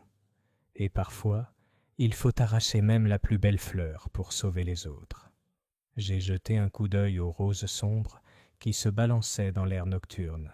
« C'est dommage, ai-je dit. »« Peut-être, » répondit Poirot, « mais c'est mieux que de laisser tout le jardin saigner. » Chapitre 10. Le lendemain matin. Le matin suivant l'arrestation de Lady Eleanor s'annonça clair et frais, comme si la tempête qui planait sur Brackendon Hall depuis des jours s'était enfin dissipée. Le ciel était d'un bleu pâle et serein, et le soleil inondait les pelouses, miroitant la rosée. Pourtant, malgré la beauté du jour, la maison elle-même semblait paisible. Ses murs mêmes semblaient porter l'écho de la nuit précédente. Au petit déjeuner, la table était clairsemée. Lord Brackendon était assis au fond, les épaules voûtées, les rides creusées sur son visage. Il remuait son thé sans lever les yeux, la tasse cliquetant légèrement contre la soucoupe. Dane, pâle et le regard creux, s'assit au milieu de la table, évitant complètement le regard de Brackendon. Le docteur Crowthorne entra le dernier, marquant une pause, comme s'il se demandait s'il était le bienvenu. Poirot, impeccable comme toujours, observa la scène avec un léger soupir presque imperceptible. « Mes amis, » dit-il doucement, « ce matin, inutile de faire semblant. Les événements de la nuit dernière ont révélé bien des choses cachées, mais certains détails pèsent peut-être encore sur vous, et pour ma propre satisfaction, je vais les partager afin qu'il ne reste aucune ombre. » Les indices qui ont mené à Lady Eleanor Lord Brackendon releva la tête et, pour la première fois, son regard croisa celui de Poirot. « Vous en êtes certain, alors ? Il n'y a aucune chance qu'elle ne l'ait pas fait ?» Poirot secoua lentement la tête. « Milord, dès le début, il y avait des signes. Le ruban de la boîte de velours noir contenant son parfum était le premier. Le parfum, c'est comme un autographe. Il persiste et parle de sa propriétaire. Ensuite, il y avait la précision avec laquelle les pétales étaient peints. Ce n'était pas l'œuvre d'une main maladroite. Cela demandait de la patience, de la délicatesse, de celle qu'on voit dans l'entretien des roses. Et qui dans cette maison aimait le plus les roses ? Gerald Dane, dit automatiquement Brackendon. La moustache de Poirot frémit. Dane les aimait, certes, mais en tant qu'artisan. Les pétales avaient été peints non pas pour leur santé, mais pour leur beauté. Les coups de pinceau avaient été appliqués de telle manière que les fleurs ainsi modifiées paraissent toujours parfaites. C'est le travail de quelqu'un qui attache plus d'importance aux apparences. Les mains gantées de Lady Eleanor parmi les roses me revinrent en mémoire dès ce premier après-midi. Je compris que Poirot l'avait déjà remarqué à ce moment-là. Le motif derrière le masque Dane se tortilla, mal à l'aise. « Mais pourquoi la tuer ? Je te l'ai déjà dit. Clara pourrait être difficile, certes, mais… » Poirot leva la main. « Le mobile, mon ami, est toujours la clé. Mademoiselle Whitby menaçait la vie à laquelle Lady Eleanor tenait. Sa position de maîtresse de Brackendon Hall, son mariage, son contrôle sur ce domaine. Clara avait découvert quelque chose sur le passé de Lord Brackendon, et elle comptait s'en servir pour obtenir des concessions, de l'argent peut-être, ou la promesse d'un mariage avantageux. Lady Eleanor était convaincue qu'une fois lancé, un tel jeu ne finirait jamais. Elle décida d'y mettre fin elle-même. Lord Brackendon tressaillit. Si seulement elle m'avait dit « Elle craignait que vous n'agissiez pour protéger votre nièce », dit doucement Poirot, ou pire que vous ne vous laissiez convaincre par ses exigences. Lady Eleanor, je crois, se considérait comme votre sauveuse, alors qu'en réalité, elle protégeait sa propre demeure. Pourquoi les autres n'ont jamais été les véritables coupables ? Le docteur Crowthorne s'éclaircit la gorge. Et moi ? Vous avez insinué hier soir que je n'étais pas vraiment dans le coup. Poirot inclina la tête. Ah, docteur, vous étiez dans le cadre, mais pas sur la photo. Vous aviez les moyens, l'accès au poison, mais chacun de vos gestes après le crime était celui d'un homme cherchant à en protéger un autre. Quand j'ai tendu mon piège dans la longue galerie, vous ne vous êtes pas enfui avec la boîte pour la cacher. Vous essayez de vous emparer de la seule preuve qui pouvait relier Lady Eleanor au crime. Et lorsque je vous ai confronté, vos yeux l'ont cherché, non par culpabilité, mais par peur de ce qu'elle pourrait affronter. Dane baissa les yeux sur ses mains. Et moi ? Vous, monsieur, étiez un pion, certes, mais pas innocent. Vous avez accepté de livrer le coffret sans poser de questions. Cela aussi est une culpabilité. Mais vous étiez motivé par votre admiration pour Lady Eleanor, n'est-ce pas ? Les joues de Dane se colorèrent. Je pensais l'aider. Le ton de Poirot était doux, presque compatissant. Oui, de nombreux crimes sont commis au nom de l'aide, mais l'aide, Hastings, peut être le plus dangereux des cadeaux lorsqu'elle aveugle celui qui la donne à la vérité. Le dernier et plus petit indice. Je me suis penché en avant. Poirot, si tu as soupçonné Lady Eleanor si tôt, pourquoi avoir attendu hier soir pour agir ? Parce que, mon ami, dit Poirot, je n'avais pas encore le moindre indice en main. Vous souvenez-vous du pétale que nous avons trouvé sur le banc, avec une légère trace de peinture rouge ? Je l'ai fait examiner. La peinture n'était pas un pigment ordinaire. C'était le même émail que Lady Eleanor avait utilisé pour restaurer une vieille armoire en laque dans le petit salon. Une couleur qu'elle avait spécialement mélangée pour s'harmoniser avec le rouge foncé des roses velours noirs. C'était ma preuve, et avec elle, je pouvais tendre le piège, sachant qu'elle ne résisterait pas à la pression. Un départ silencieux. Lorsque Poirot eut terminé, les provisions du petit déjeuner avaient refroidi. Barnes arriva peu après pour informer Lord Brackendon que Lady Eleanor avait été transférée à la prison du comté en attendant l'enquête. La nouvelle fut accueillie avec un silence résigné. Poirot et moi nous préparions à partir cet après-midi-là. Alors que nous descendions le grand escalier, Lord Brackendon nous intercepta. « Monsieur Poirot, dit-il gravement, je ne sais pas si je dois vous remercier ou vous maudire, mais je dirai ceci. Vous avez au moins mis fin à l'incertitude. » Poirot inclina la tête. « Milord, la vérité est souvent malvenue, mais elle est toujours l'invitée la plus durable. » Dehors, la voiture attendait. Le soleil chauffait l'allée de gravier, mais en passant devant la roseraie, je remarquai que Poirot ne regardait pas les fleurs. « Tu ne vas pas jeter un dernier coup d'œil » demandai-je. Il secoua la tête. « Non, Hastings. Il vaut mieux laisser certains jardins une fois les mauvaises herbes arrachées. » Chapitre 11. Le reflet. Nous quittâmes Brackendon Hall sous un pâle soleil d'après-midi. La grande demeure, qui quelques jours auparavant paraissait si sûre d'elle-même dans son élégance, me parut maintenant étrangement diminuée. C'était comme si la vérité que Poirot avait révélée s'était infiltrée dans la maçonnerie, ternissant sa fière façade. Le chemin depuis le manoir était long, bordé d'ormes majestueux, dont les feuilles murmuraient faiblement dans la brise. En franchissant le portail en fer, forgé, je jetai un coup d'œil en arrière. Lord Brackendon se tenait sur les marches, les mains jointes dans le dos, observant notre départ avec l'immobilité d'une silhouette. Poirot, assis à côté de moi dans la voiture, était inhabituellement silencieux. Son regard était fixé devant lui, mais je savais qu'il n'avait pas l'esprit occupé par la route. « Tu penses à elle, » dis-je après un moment. « Mais oui, Hastings, » répondit-il doucement. « Je pense à Lady Eleanor Brackendon et au jardin qu'elle s'aimait tant. » La belle et le poison. Nous nous arrêtâmes prendre le thé dans un petit village à quelques kilomètres du manoir. L'auberge était modeste mais confortable, ses fenêtres illuminées de géraniums.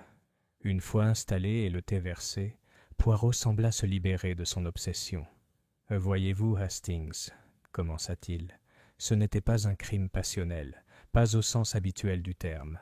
Lady Eleanor n'a pas frappé sous l'effet d'une colère soudaine. Elle a planifié. Elle s'est préparée. Elle a peint les pétales de sa propre main. C'était un crime né de la vanité et du contrôle, autant pour préserver son image que pour écarter la menace. » Je sirotai mon thé pensivement. Je suppose qu'elle pensait protéger son mari. Peut-être le croyait-elle, dit Poirot. Mais souvent, mon ami, les gens confondent protection des autres et protection personnelle. Si Lord Brackendon avait été ruiné, sa vie l'aurait été aussi. Sa position, son confort, son autorité, tout aurait disparu. C'était, je crois, la pensée qui pesait le plus lourd. Il se renversa dans son fauteuil, les doigts croisés. C'est intéressant, n'est-ce pas, qu'elle ait choisi une méthode si esthétique. Pas une arme rudimentaire, pas un poison grossier dans une tasse de thé, mais quelque chose qui conserve sa beauté même en tuant. Les roses, le coffret en velours noir, c'était presque comme composer un tableau. Jusqu'au bout, elle a voulu que la scène soit parfaite. Le choix de la méthode. Je fronçai les sourcils. Mais pourquoi une méthode aussi compliquée? Il aurait sûrement été plus simple d'organiser un accident ou une forme d'empoisonnement plus directe. Plus facile, oui. Mais vous oubliez, Hastings. Lady Eleanor était une femme raffinée. Une mort violente ou désordonnée aurait heurté sa sensibilité. Elle aurait voulu que la manière de l'acte soit en harmonie avec la vie qu'elle avait menée, discrète, élégante et surtout maîtrisée. Même le choix des roses velours noirs était symbolique. Elles étaient rares, capricieuses, à son image. Il remuait lentement son thé. Et n'oubliez pas, elle savait que le jardin était l'endroit préféré de Clara. Mourir là, entourée de beauté. Elle se disait peut-être même que c'était une grâce. J'ai frissonné. Une gentillesse. C'est une drôle de façon de voir les choses. Le regard de Poirot s'adoucit. L'esprit du meurtrier, Hastings, est souvent empli de raisonnements étranges. C'est une de mes tâches d'y pénétrer, de voir comme il voit, afin de voir aussi où il trébuche. Les premiers soupçons. Je me suis penché en avant.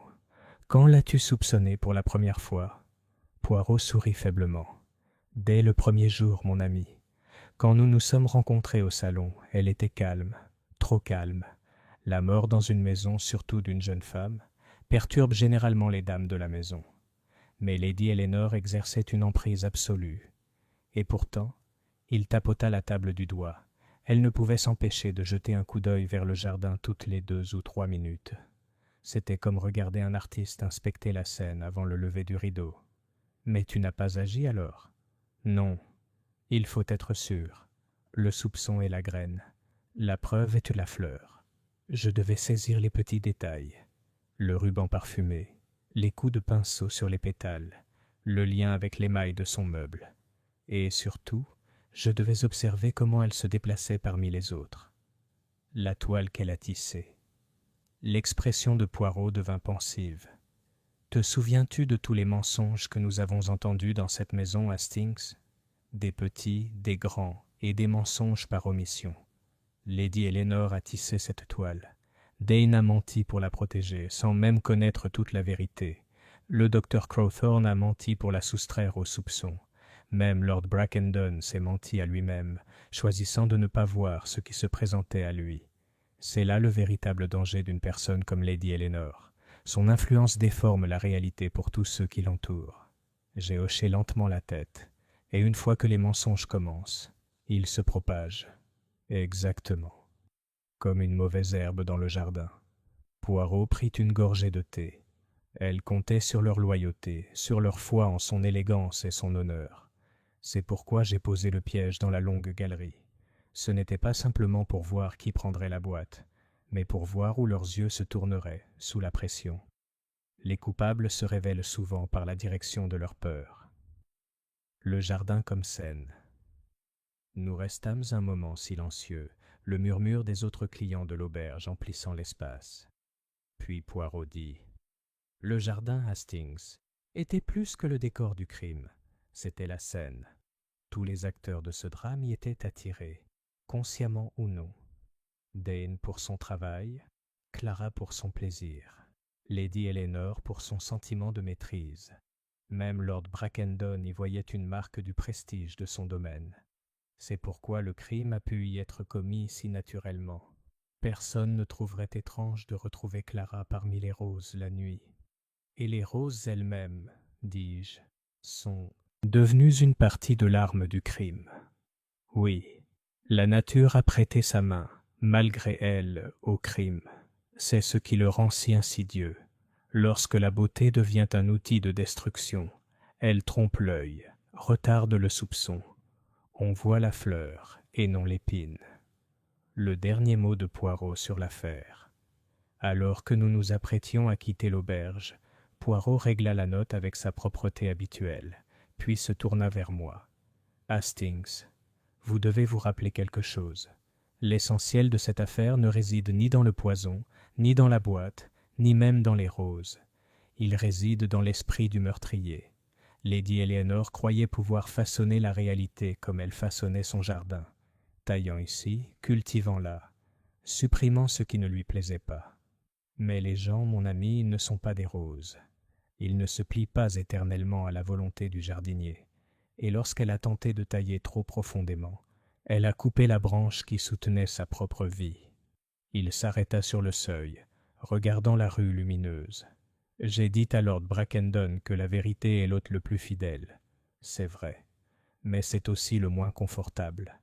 Et c'est peut-être pour cela que les gens cherchent si souvent à l'empêcher d'entrer chez eux. Nous sommes entrés dans la lumière du soleil, et l'espace d'un instant, j'ai perçu un léger parfum de rose, porté par la brise, provenant d'un jardin de cottage voisin. J'ai jeté un coup d'œil à Poirot, mais il n'a pas tourné la tête vers l'odeur. Ses yeux étaient fixés sur la route devant lui, comme si l'affaire du jardin où coulaient les roses avait été enfermée dans un recoin de son esprit, où même la beauté ne pouvait le tenter de s'attarder. Chapitre 12. La lettre non envoyée.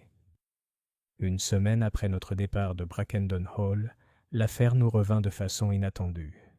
Je commençais à croire que l'affaire était bouclée, Lady Eleanor attendant son procès, Lord Brackendon restant discret, et les roses de Brackendon Hall laissées à l'abandon.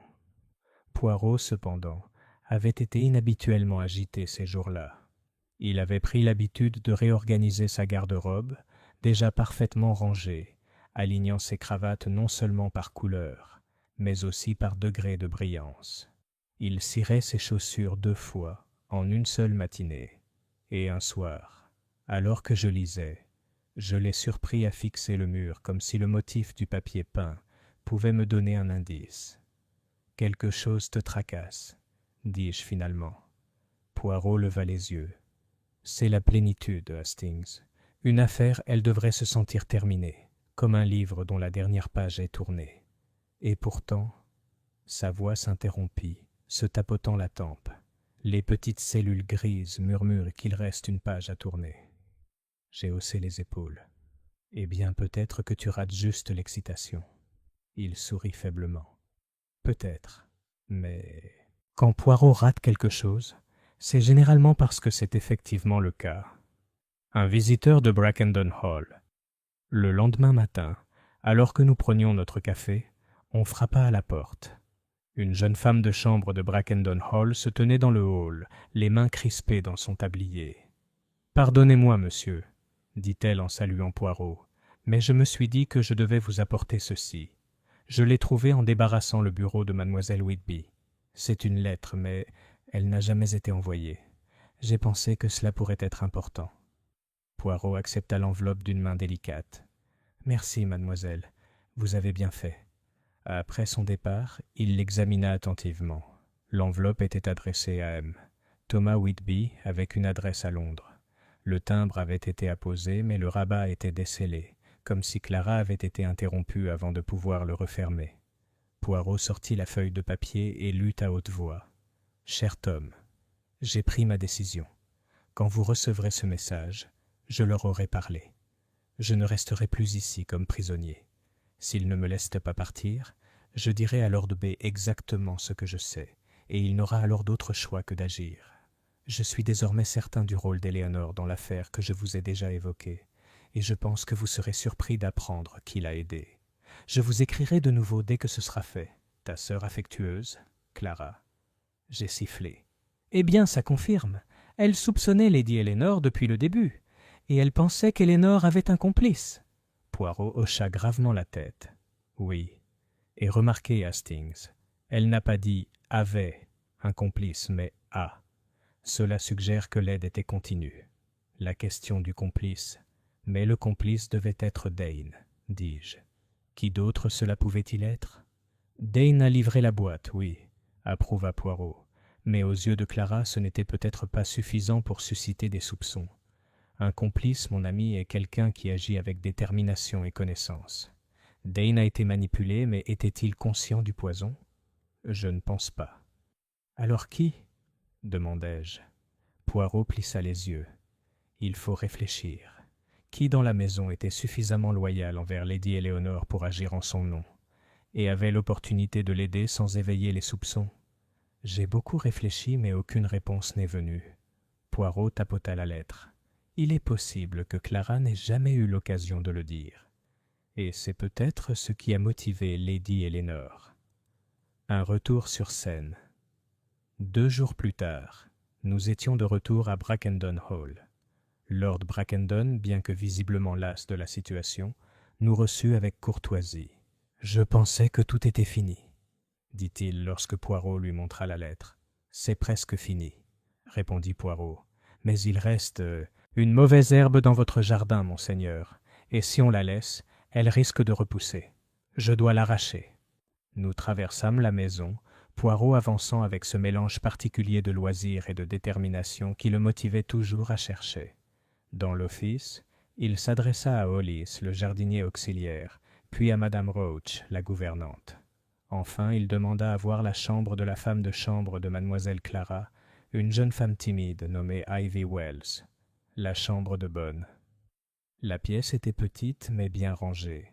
Sur la commode se trouvait un assortiment soigné de brosses et de flacons, et dans un coin une étroite armoire était ouverte, révélant des robes modestes. Le regard de Poirot se posa sur un carton à chapeau au pied du lit. « Puis-je » demanda-t-il. Ivy hocha nerveusement la tête. À l'intérieur se trouvait un chapeau de paille à large bord, orné d'un ruban de velours noir. Poirot le sortit, puis approcha le ruban de son nez.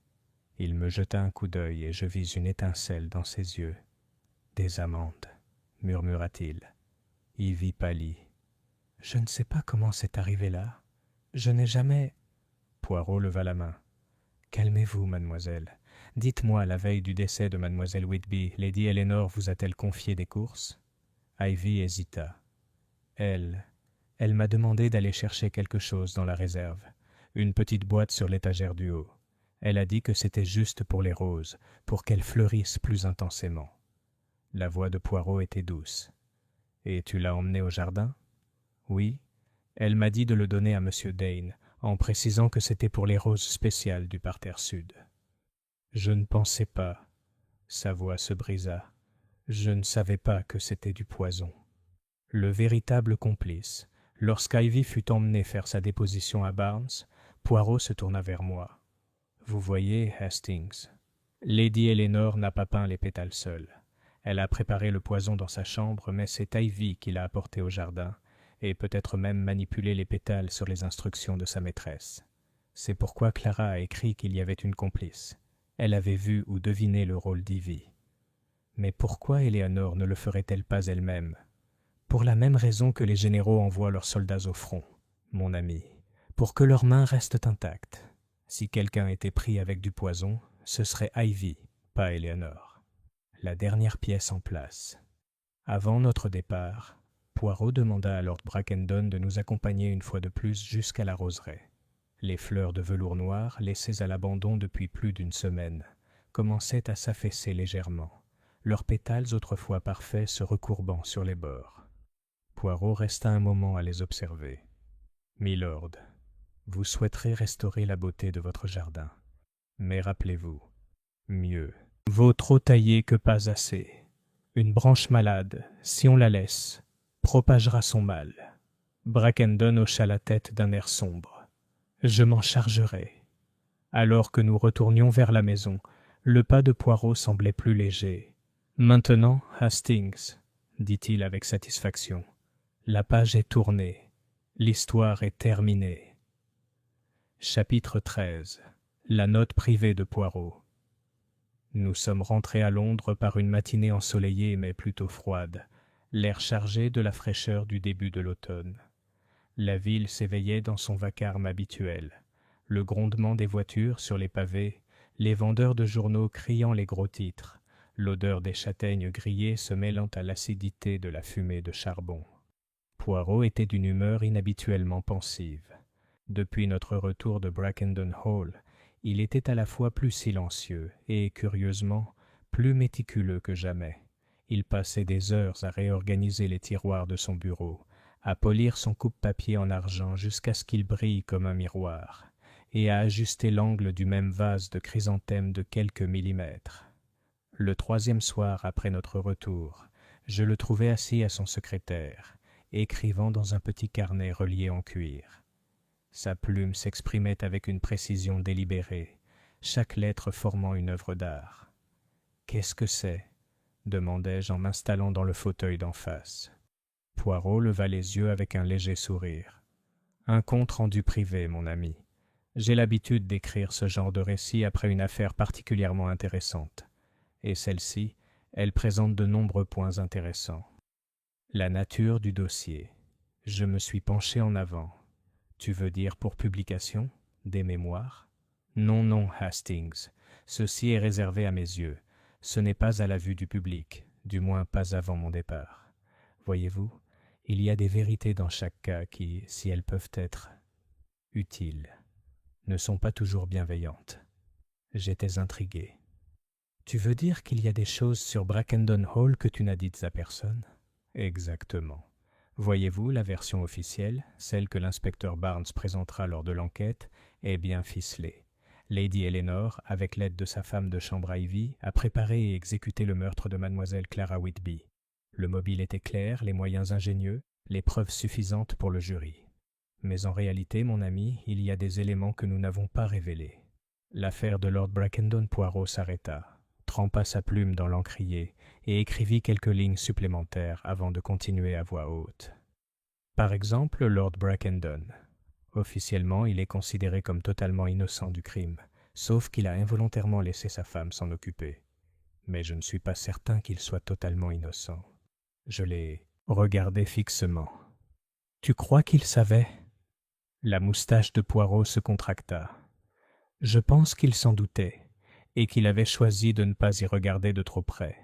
Lorsqu'un homme confie une tâche à sa femme, et que cette tâche entraîne la mort ou un désagrément pour eux deux, il est commode pour lui de croire qu'il ignorait ses véritables intentions. Il m'a dit lui-même, Hastings, qu'il avait demandé à Eleanor de s'occuper de Clara. Il imaginait peut-être que c'était juste pour l'effrayer, mais au fond, peut-être, savait-il qu'elle était capable de plus. Il a écrit une autre phrase dans son livre. Ce savoir, vous le comprenez, n'est pas une preuve, mais c'est une tâche qu'aucun lavage ne pourra effacer complètement. » La question du Danois. « Et Dane ?» demandai-je. « C'était sûrement juste un fou amoureux ?» Le regard de Poirot s'adoucit, mais à peine. L'amour de Dane pour Lady Eleanor a obscurci son jugement, certes. Mais j'ai découvert autre chose.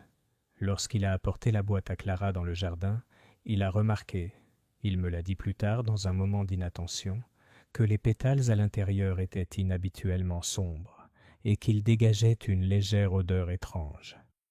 Il n'a pas demandé pourquoi. Pourquoi Hastings? Parce que demander aurait pu le forcer à voir ce qu'il préférait ne pas voir. Cela aussi est une forme de culpabilité. Il ferma brièvement les yeux comme s'il revoyait la roseraie. Je suis toujours curieux de voir combien de personnes, dans une affaire, ignoraient des choses qu'elles savent parfaitement, si elles étaient honnêtes. La position de la femme de chambre, et Ivy? Ivy est la plus tragique de toutes, dit doucement Poirot. Elle obéissait aveuglément à sa maîtresse. C'est cette obéissance qui la rendait précieuse aux yeux de Lady Eleanor, et qui la détruisait. Mais Ivy n'est pas une simple d'esprit. Elle a compris, je crois, quelques heures après la mort de Clara, à quoi elle appartenait.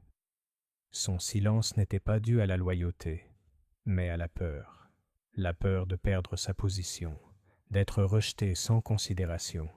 Pour une servante dans une telle maison, cette peur peut être plus forte que la conscience.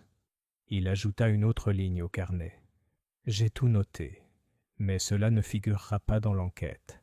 Barnes se contente de la version épurée. Le véritable motif Poirot posa sa plume et se laissa aller en arrière. Voyez-vous, Hastings, la véritable histoire de Brackenton Hall n'est pas seulement celle d'une femme qui tue pour protéger sa propriété. C'est l'histoire d'une famille entière prête, par de petits gestes, à laisser faire, soit en se détournant, soit en taisant, soit en aimant trop imprudemment. C'est pourquoi de tels crimes réussissent jusqu'à ce que les petites cellules grises les découvrent. J'ai hoché lentement la tête. Donc tout. Le monde était coupable d'une manière ou d'une autre. En quelque sorte, oui. La loi ne punit qu'une seule personne, mais la morale a un champ de vision plus large. Le détail final, Poirot hésita, puis ouvrit un tiroir du secrétaire et en sortit une petite enveloppe. Il en sortit un pétale de rose séché, d'un rouge profond, presque noir sur les bords. « Ceci, dit-il, vient de la fleur même dont les pétales étaient empoisonnés. Je l'ai gardé, non pas comme un trophée morbide, mais comme un rappel.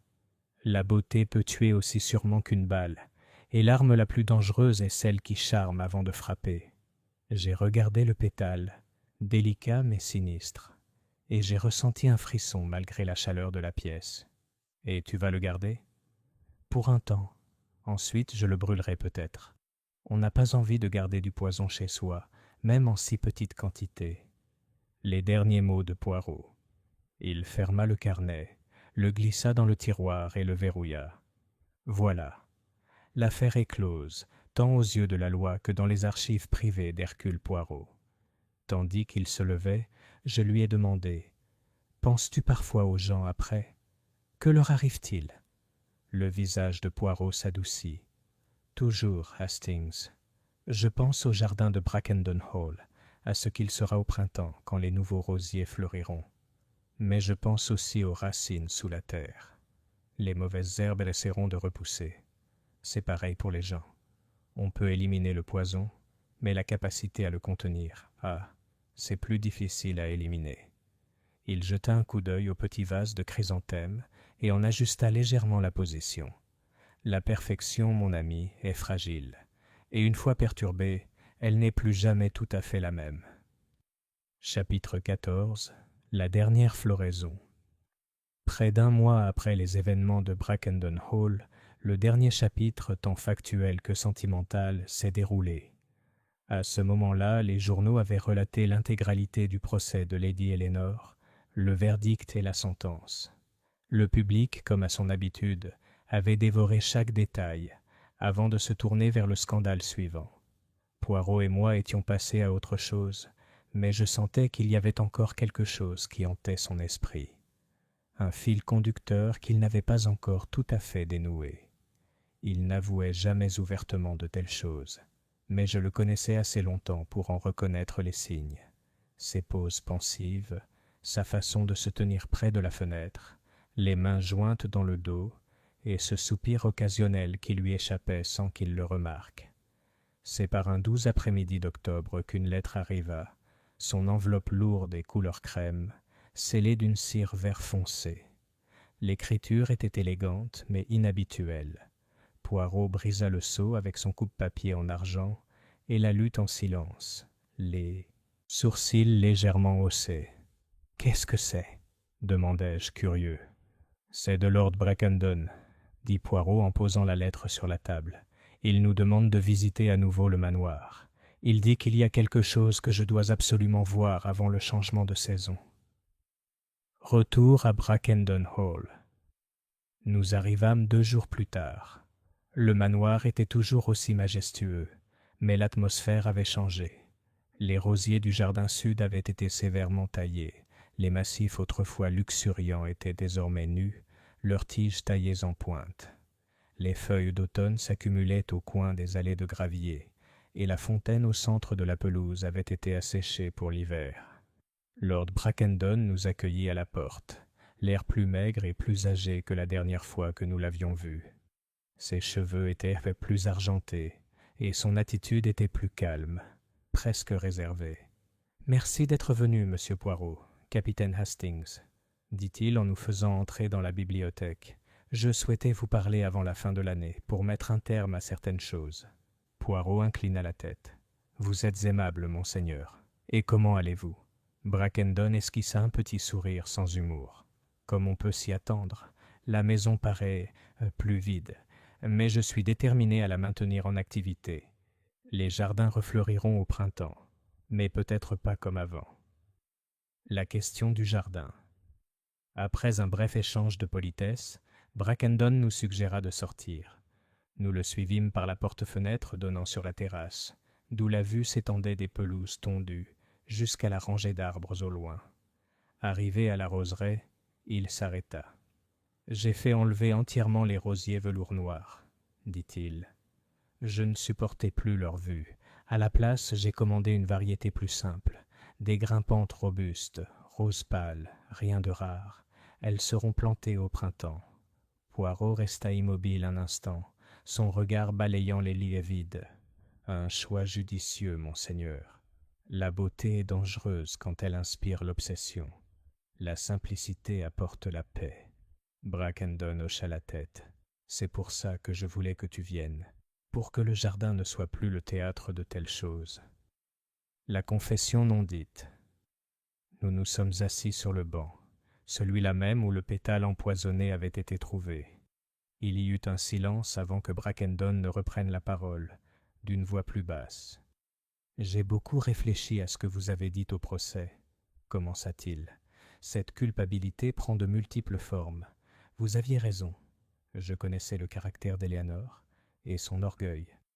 Quand je lui ai demandé de s'occuper de Clara, j'ai choisi de ne pas trop m'interroger sur ce que cela pouvait signifier. Ce choix, cette fuite, m'a pesé. » Le visage de Poirot était indéchiffrable, mais sa voix était douce. « Voyez-vous, monseigneur, la loi ne trouve peut-être rien à redire à de telles pensées, mais la conscience, ah, c'est une autre histoire.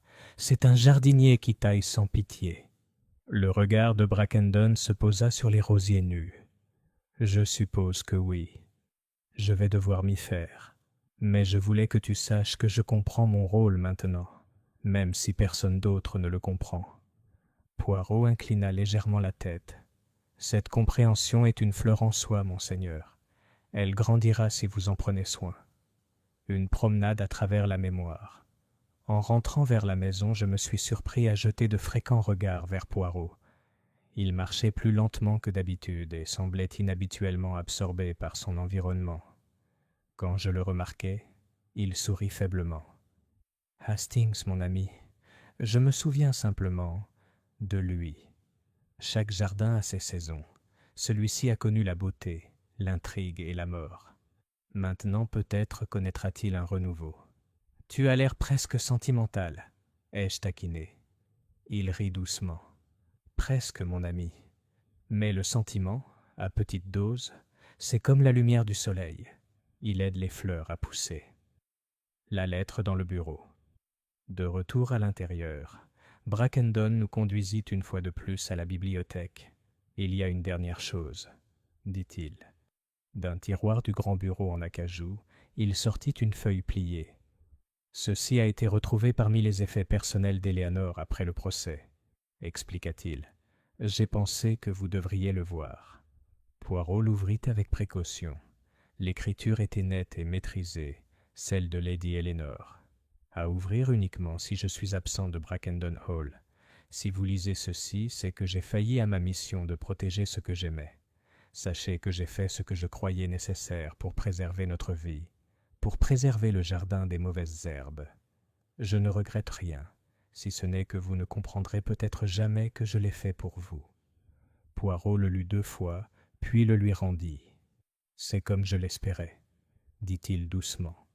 Jusqu'à la fin, elle s'est vue comme la jardinière, décidant quelles fleurs devaient rester et lesquelles devaient être coupées. Brackendon plia la lettre et la remit sur le bureau sans commentaire. Adieu à Brackendon Hall. Quand nous avons quitté le manoir plus tard dans l'après-midi, l'air était devenu frais et une brume basse commençait à recouvrir les champs. Alors que la voiture s'engageait dans l'allée, je me suis retourné vers la grande maison. La roseraie dénudée était visible depuis la route, ses massifs vides comme des cicatrices en attente de cicatrisation. Poirot, assis à côté de moi, resta étonnamment silencieux pendant la majeure partie du trajet. Ce n'est qu'à l'approche de Londres qu'il prit enfin la parole. « Hastings, sais-tu pourquoi je souhaitais revenir aujourd'hui? Pour voir le jardin disparaître? Ai-je deviné? Ça oui, mais plus encore. Voir si l'endroit murmurait encore la mort. Et ce n'est pas le cas. Il murmure le changement. C'est important, mon ami. On ne peut pas porter le poison éternellement. » La dernière floraison. Ce soir-là, de retour à notre appartement, Poirot déposa un petit objet sur la cheminée. C'était une rose, rose pâle et fraîche, bien différente des fleurs pourpres de Brackendon Hall. « Où as-tu trouvé ça ?» ai-je demandé. « D'un vendeur du village près du hall, » dit-il. « Une fleur inoffensive, mais un rappel. La beauté sans malice peut exister si on la choisit. » Il recula, l'observant avec satisfaction. « C'est la dernière fleur de cette affaire, Hastings. Et maintenant, elle est peut-être close. » Et sur ce, Hercule Poirot, soigné, précis et légèrement sentimental, se détourna, laissant la rose pâle capter la dernière lumière dorée du jour.